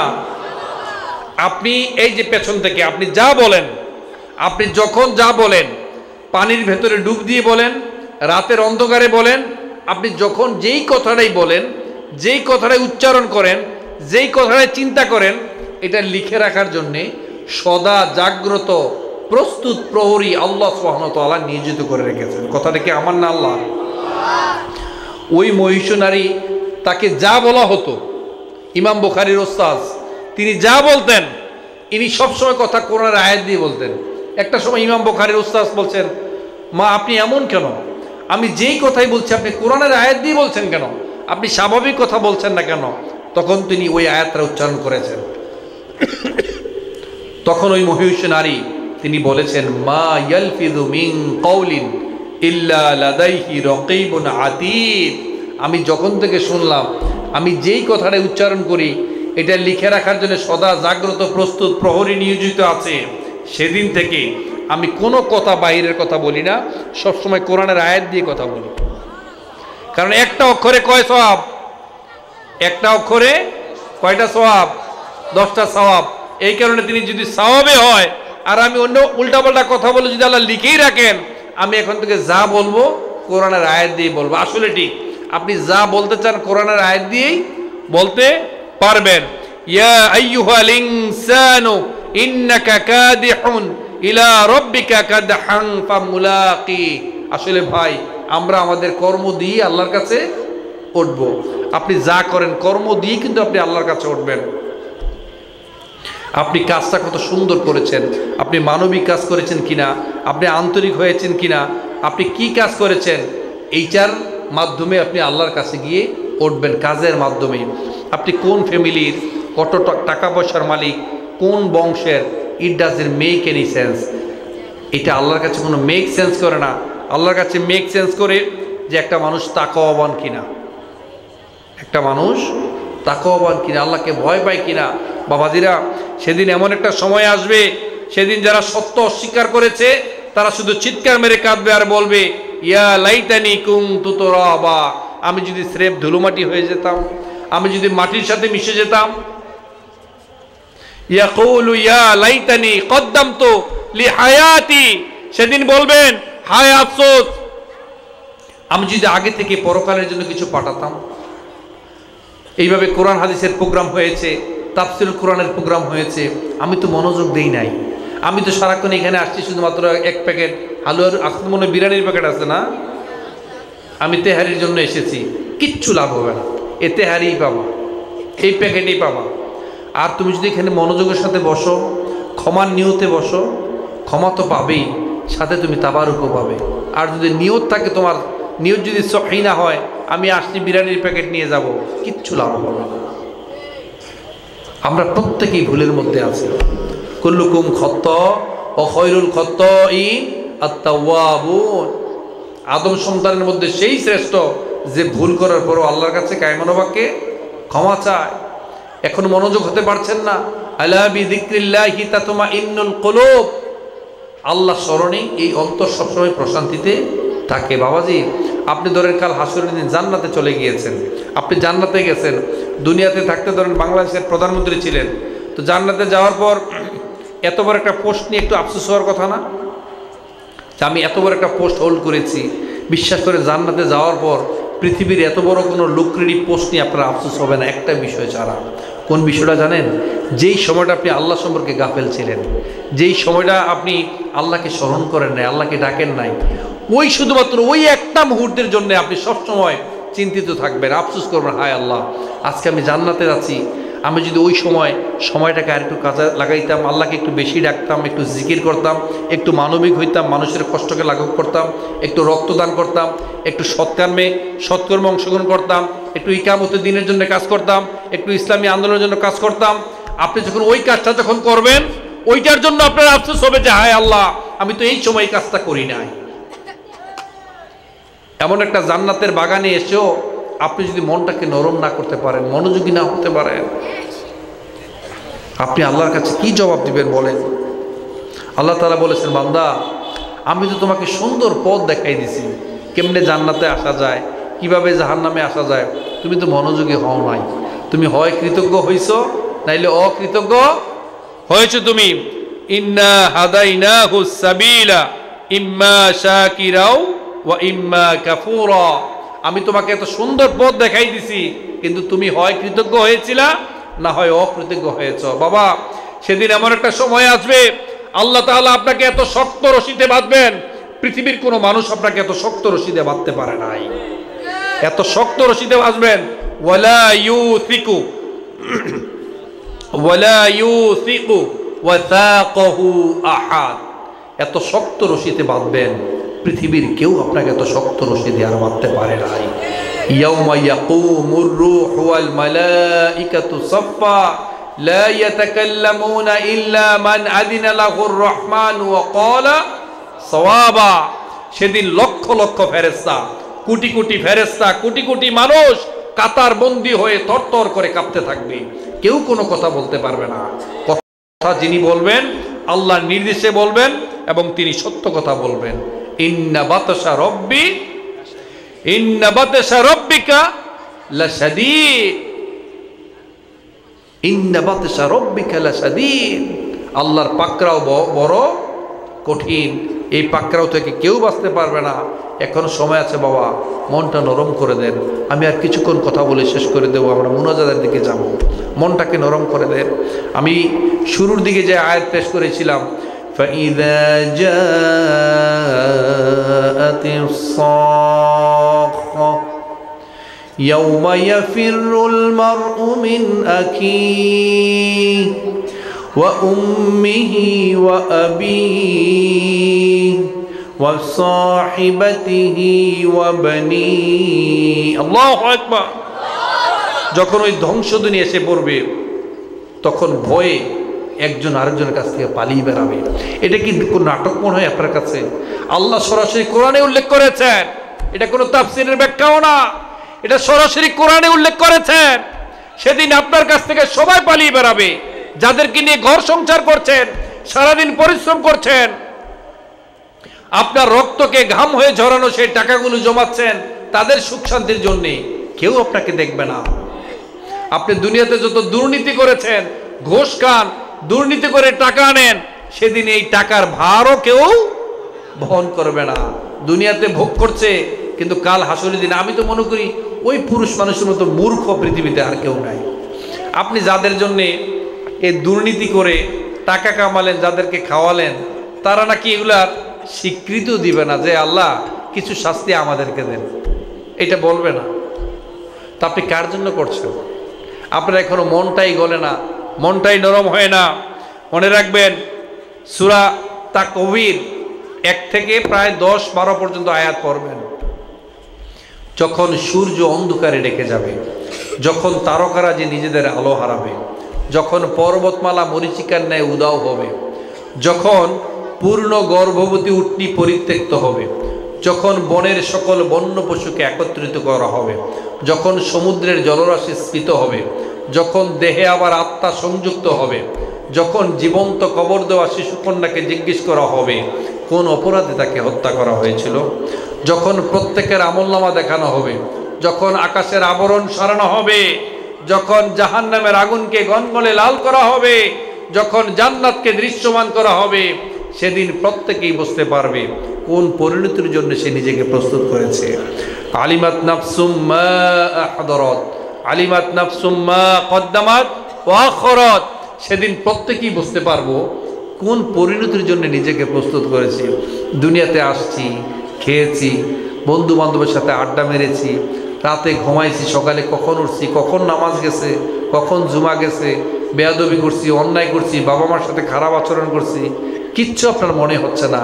কাল হাসরের দিন দেখবেন এই দুনিয়াতে আপনি আউলিয়া, মানুষ ভাববে আপনি আউলিয়া, কাল হাসরের দিন সব বিকিয়ে দিয়ে আপনি যখন দেউলিয়া হয়ে জাহান্নামে প্রবেশ করবেন, আপনার মতো ফকির আর পৃথিবীতে কেউ নাই।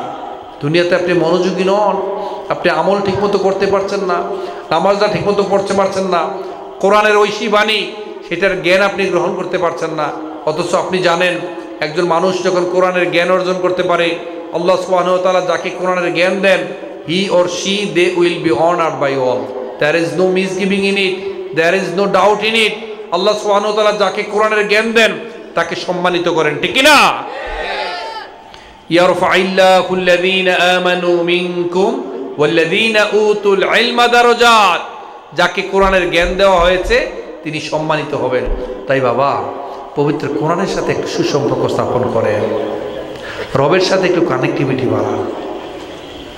লা ইলাহা ইল্লাল্লাহ, লা ইলাহা ইল্লাল্লাহ। হামলা দিয়েছে, তোমার ভাইয়ের বিরুদ্ধে বদনাম করেছে, মিথ্যাচার রটিয়েছে, না তাদের পক্ষে তুমি সাফাই গিয়েছো, ঠিক কি না? আজকে তুমি অন্ধ হয়ে থাকো। ক্বালা রাব্বি লিমা হাসারতানি আ'মা ওয়া ক্বাদ কুনতু বাসীরা। তুমি পৃথিবীতে অন্ধের মতোই ছিলে। যারা হক কথা বলতো তাদেরকে পছন্দ করো নাই, নীতি নৈতিকতার কথা বলতো তাদেরকে পছন্দ করো নাই। সবচেয়ে ভয়াবহ যে দিকটা বাবাজিরা, সবচেয়ে ভয়াবহ, আমার আলোচনা শেষ, সবচেয়ে ভয়াবহ যে জিনিসটা ভয় লাগে এটা হচ্ছে আল্লাহ রাসূল কাল হাসরের দিন আপনাকে শাফায়াত করার কথা না? পৃথিবীর সকল নবীরা পৃথিবীতে থাকতেই একটা স্পেশাল দোয়া তাদেরকে দিয়েছেন যে আল্লাহ তাআলা এটা কবুল করবেনই। তিনারা দুনিয়াতে থাকতে এটা প্রয়োগ করে ফেলেছেন। একমাত্র আল্লাহ রাসূল সাল্লাল্লাহু আলাইহি ওয়াসাল্লাম আপনার জন্য এটা প্রয়োগ করেন নাই। কিন্তু সেই নবী নাকি আপনার বিরুদ্ধে মামলা দিবেন। আল্লাহ রাসূল যদি আপনার বিরুদ্ধে মামলা দেন, আপনার কি বাঁচার উপায় আছে? এবং মামলার ভাষাটা কি, এটাও কোরআনে এসেছে। এটা আমার কথা নয়, কার কথা? আল্লাহর কথা। আল্লাহ রাসূল বলেছেন, ওয়াকালা আর-রাসূলু ইয়া রাব্বি ইন্না কওমি ইত্তাখাযু হাযাল কুরআনা মাহজুরা। হে আল্লাহ, এরা আমার কওম, এরা আমার জাতি, এরা আমার কোরআন শোনে নাই, আমার কোরআন থেকে জ্ঞান নেয় নাই। কোরআনের বিরুদ্ধাচরণ যারা করেছে তাদের পক্ষে সে ছিল, আজকে আমি তাদের বিরুদ্ধে মামলা করে দিলাম। এখনো সময় আছে বাবাজিরা, কোরআনের সাথে থাকেন, নীতি নৈতিকতার সাথে থাকেন।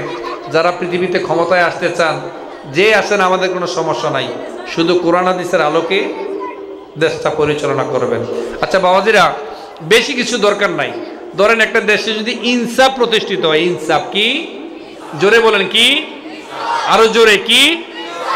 যে ইনসাফ, আপনাকে কেউ ঠকাবে না, আপনার উপর জুলুম করবে না, ইনসাফ হবে, দেশে কোনো দুর্নীতি হবে না, ইনসাফ থাকবে, দুর্নীতি হবে না, কারো উপর জুলুম হবে না, কোনো সন্ত্রাস থাকবে না, দুর্নীতি থাকবে না, সন্ত্রাস থাকবে না। রাতের অন্ধকারে একটা মেয়ে দেশের এই প্রান্ত থেকে ওই প্রান্তে চলে যাবে, কোনো শকুন তার দিকে কুনজরে তাকাবে না। এইটা হইলে আর কিছু লাগবে? এবার আপনি যেই ক্ষমতায় আসছেন, এই কয়েকটা জিনিস মেনটেন করেন। কারণ আপনি ভালো করে জানেন, যে কর্মীরা চাঁদাবাজি করতে পারবে না, সে তোমার দলও করবে না। এগুলার হিসাব একদিন হবে।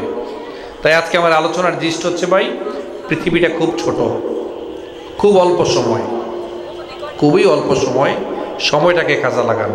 রবের সাথে সুসম্পর্ক স্থাপন করেন, কোরআনের সাথে সুসম্পর্ক স্থাপন করেন। আর ইয়াং যুবক, ইয়াংরা হাত তোলো, লিল্লাহি তাকবীর। ইয়াং যারা আছো, সময়টাকে কাজে লাগাও, নিজের পরিচয় সৃষ্টি করো। পারবে? কারা কারা পারবে? দুই হাত তোলে আল্লাহকে দেখাও, লিল্লাহি তাকবীর। নিজের পরিচয় সৃষ্টি করবে। আর সর্বশেষ একটা আমল শিখানোর কথা ছিল, মনে আছে? আছে কিনা? কি যেন ছিল আমলটা, বলেন তো, কি যেন বলছিলাম? যে গুনাহ মাফ হওয়ার জন্য, তাই না? ইয়া আইয়ুহাল্লাযীনা আমানু তুবু ইলাল্লাহি তাওবাতান নাসুহা। যদি তাওবার মতো তাওবা করতে পারেন, আল্লাহ সুবহানাহু ওয়া তাআলা হৃদয় থেকে, মন থেকে যদি তাওবা করতে পারেন, তাহলে আল্লাহ সুবহানাহু ওয়া তাআলা আপনাকে মাফ করে দিবেন। আপনি আজকে এখান থেকে গুনাহ, আল্লাহর কাছ থেকে ক্ষমা চেয়ে তারপর বাড়ি পৌঁছাতে পারবেন। সবাই চান তো? সবাই চান কিনা? তাওবার শর্ত 5টি। কয়টি? কয়টি? বললেন যে আল্লাহ আমারে মাফ করে দাও। এরকম নেতাও বাংলাদেশে আছে, রাতের বেলায় 70 রাকাত তাহাজ্জুদ পড়ে, দিনের বেলায় মানুষকে খুন করে। এই তাওবা কবুল হবে? তাওবার মতো তাওবা, খালেস নিয়তে তাওবা। তাওবার শর্ত কয়টি? 5টি শর্ত, মনে থাকবে? আমি জিজ্ঞেস করব, এই ইয়াং যুবক, আমি তোমাদেরকে জিজ্ঞেস করবো, তাওবার শর্ত কয়টি? প্রথম শর্ত, তাওবা হচ্ছে আল্লাহর জন্যে। কার জন্যে? আল্লাহর কাছে, আল্লাহর জন্য তাওবা। যে গুনাহটি, যে পাপটির সাথে আমি জড়িত ছিলাম, জড়িত আছি, এটা সত্তর ত্যাগ করতে হবে। কয়টা গেল? প্রথমত হচ্ছে তাওবা আল্লাহর জন্যে। যে অন্যায়, যে গুনার সাথে আমি জড়িত ছিলাম, এটা সত্তর ত্যাগ করতে হবে। 3 নাম্বার, যে অন্যায় করেছি, যে পাপ কাজ আমি করেছি, এটার জন্য অনুতপ্ত হওয়া লাগবে, লজ্জিত হওয়া লাগবে, অনুতপ্ত হওয়া লাগবে। আপনাদের মনোযোগ কি ওই বিরিয়ানির প্যাকেটে? এইগুলো কিন্তু ভালো লক্ষণ না। তাওবার শর্ত কয়টি? তাওবা কার জন্যে? 2 নাম্বার, যে অন্যায়টি, পাপটি আপনি করেছেন, এটা সত্তর ত্যাগ করা লাগবে। 3 নাম্বার, অনুতপ্ত হওয়া লাগবে এবং লজ্জিত হওয়া লাগবে। 4 নাম্বার, ভবিষ্যতে কখনো ওই অন্যায়টি, ওই পাপটি করবেন না বলে দৃঢ় প্রতিজ্ঞ হওয়া লাগবে। এটা 4 নাম্বার। 5 নাম্বার, যার সাথে আপনি অন্যায়টা করেছেন, যার ক্ষতি করেছেন, তার কাছে মাফ চাওয়া লাগবে, তার সাথে মিটমাট করা লাগবে। কয়টা শর্ত গেল? একজন যুবক, একজন স্মার্ট যুবক দাঁড়িয়ে বলো তো দেখি 5টি শর্ত কি কি? একজন দাঁড়াও, এটাই শেষ। দেখি কার শেষ সাহস আছে, দাঁড়াও। জি, মাদ্রাসা স্টুডেন্ট, বল কি নাম তোমার? মোহাম্মদ ইয়াসিন আরাফাত। তোমার দেখি আমার মায়া লাগতেছে। তোমার বাবা আসছে এখানে? কে বাবা? দাঁড়ান তো। আপনি বাবা? মাশাআল্লাহ। কিসে পড়ো তুমি? 10-এ। স্কুলে পড়ো? কোন গ্রুপে? সায়েন্সে। এই যে মাশাআল্লাহ, আপনার একটা গর্ব করার মতো একটা সন্তান। আমার দেখেই তাকে মায়া লাগছে, আলহামদুলিল্লাহ। বলো। জি।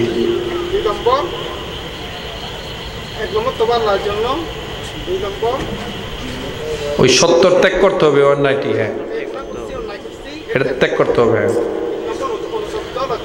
লজ্জিত অনুযুক্ত হওয়া লাগবে। ভবিষ্যতে আর করবো না বলে দৃঢ় প্রতিজ্ঞ হওয়া লাগবে। হ্যাঁ, যাদের সাথে করেছি ক্ষমা চাইতে হবে। লিল্লাহে তাকবীর, লিল্লাহে তাকবীর। এই যে সন্তান আজকে বলেছে তার বাবা গর্বিত হয়েছে না? বলেন গর্বিত হয়েছে কিনা? এরকম সন্তান বানাবেন। আমার লাস্ট উদ্দেশ্য ছিল এইটাই, যেন আপনারা দেখেন এটা সাহাবীদের যুগেও ছিল। যখন সাহাবীরা বিভিন্ন প্রশ্নের উত্তর, আল্লাহ রাসূল একবার প্রশ্ন করেছিলেন, উত্তর দিয়েছিলেন। উত্তরটা ছিল খেজুর গাছ। উত্তরটা ছিল খেজুর গাছ। এটা কেউ বলতে পারে নাই, কিন্তু একজন সাহাবীর ছেলে এটা জানতেন, বলেন নাই, কিন্তু পরে বলেছেন তুমি যদি বলতে পারতা আজকে আমার সম্মান অনেক বেশি বুলন্দ হয়ে যেত। বাবাজি, কে সিএনজি ড্রাইভার, কে রিক্সা চালক, এটা আল্লাহর কাছে কোনো বিষয় না। এমনও হতে পারে আপনি জান্নাতের সৌভাগ্যে থাকবেন, আমাদেরকে আল্লাহ কোথায় রাখে এটার কোনো নিশ্চয়তা নাই। ভালো মানুষ হন, ভালো সন্তান বানান, পরিবারটাকে সুখী রাখেন, তাহলে আপনি জান্নাতে যাবেন। আর যদি আরেকজনের দুষ্টামি করতে চান, আপনি কখনো ভালো থাকতে পারবেন না। আরেকজনের এক বস্তা টাকা রাতের অন্ধকারে আপনি নিয়ে আসছেন, বিশ্বাস করেন যে সমস্ত ডাকাতরা এই কাজটা করেন, আপনি পৃথিবীতে কখনো শান্তিতে থাকতে পারবেন না। সাময়িক ভালো থাকতে পারেন। আপনি দেখেন একজন মন্ত্রী 5 বছর, 10 বছর, 20 বছর জোর করে ক্ষমতা থাকার পর সে যদি ভালো মানুষ না হয়, তার অবস্থানটা কি পর্যায়ে যায় একটু চিন্তা করেছেন? আবার একই মন্ত্রী সে যদি ভালো থাকে, তাকে সবাই সারা জীবন সম্মান করে, ঠিক কিনা? একটা সন্তান ভালো মানুষ হিসাবে তৈরি করেন, ভালো মানুষ হিসাবে তৈরি করেন। আল্লাহ সুবহানাহু ওয়া তাআলা আপনার সংসারটাকে বরকত দিয়ে ভরিয়ে দিবেন, ঠিক কিনা? সুবহানাকাল্লাহুম্মা ওয়া বিহামদিকা আশহাদু আল্লা ইলাহা ইল্লা আনতা আস্তাগফিরুকা ওয়া আতুবু ইলাইক। আসসালামু আলাইকুম ওয়া রাহমাতুল্লাহ। তোমার নাম ইয়াসির আরাফাত না? আমার আসলে খেয়াল নাই, আমার কাছে সবসময় বই থাকতো, ডক্টর চমৎকার বই আমার কাছে ছিল। তোমার কাছে আছে না? কোনটা আছে? মোট তো 4টা বই, তো আমার কাছে বইগুলো ছিল, কিন্তু আমার এখন আনতে আবার খেয়াল ছিল না। হ্যাঁ, আনতে পারলে আমি তোমাকে একটা বই হাদিয়া দিতে পারতাম। আমি তোমার জন্য মন থেকে দোয়া করি, তুমি যেন বাবা মায়ের চক্ষু শীতলকারী সন্তান হতে পারো। এবং এখানে শুধু সে না, এখানে যে সন্তান আমি অনেকের নাম দিতে পারি না, যারাই মনোযোগী ছিল তাকে আমি শুরু থেকে মনোযোগী দেখেছি। আমি যারাই মনোযোগী ছিলাম, যারাই আমলে নিয়েছে কথাগুলো, প্রত্যেকের জন্য আমার দোয়া, প্রত্যেকের জন্য দোয়া থাকবে। আল্লাহ সুবহানাহু ওয়া তাআলা যেন আপনাদের সন্তানদেরকে চক্ষু শীতলকারী সন্তান হিসাবে কবুল করে। আমিন।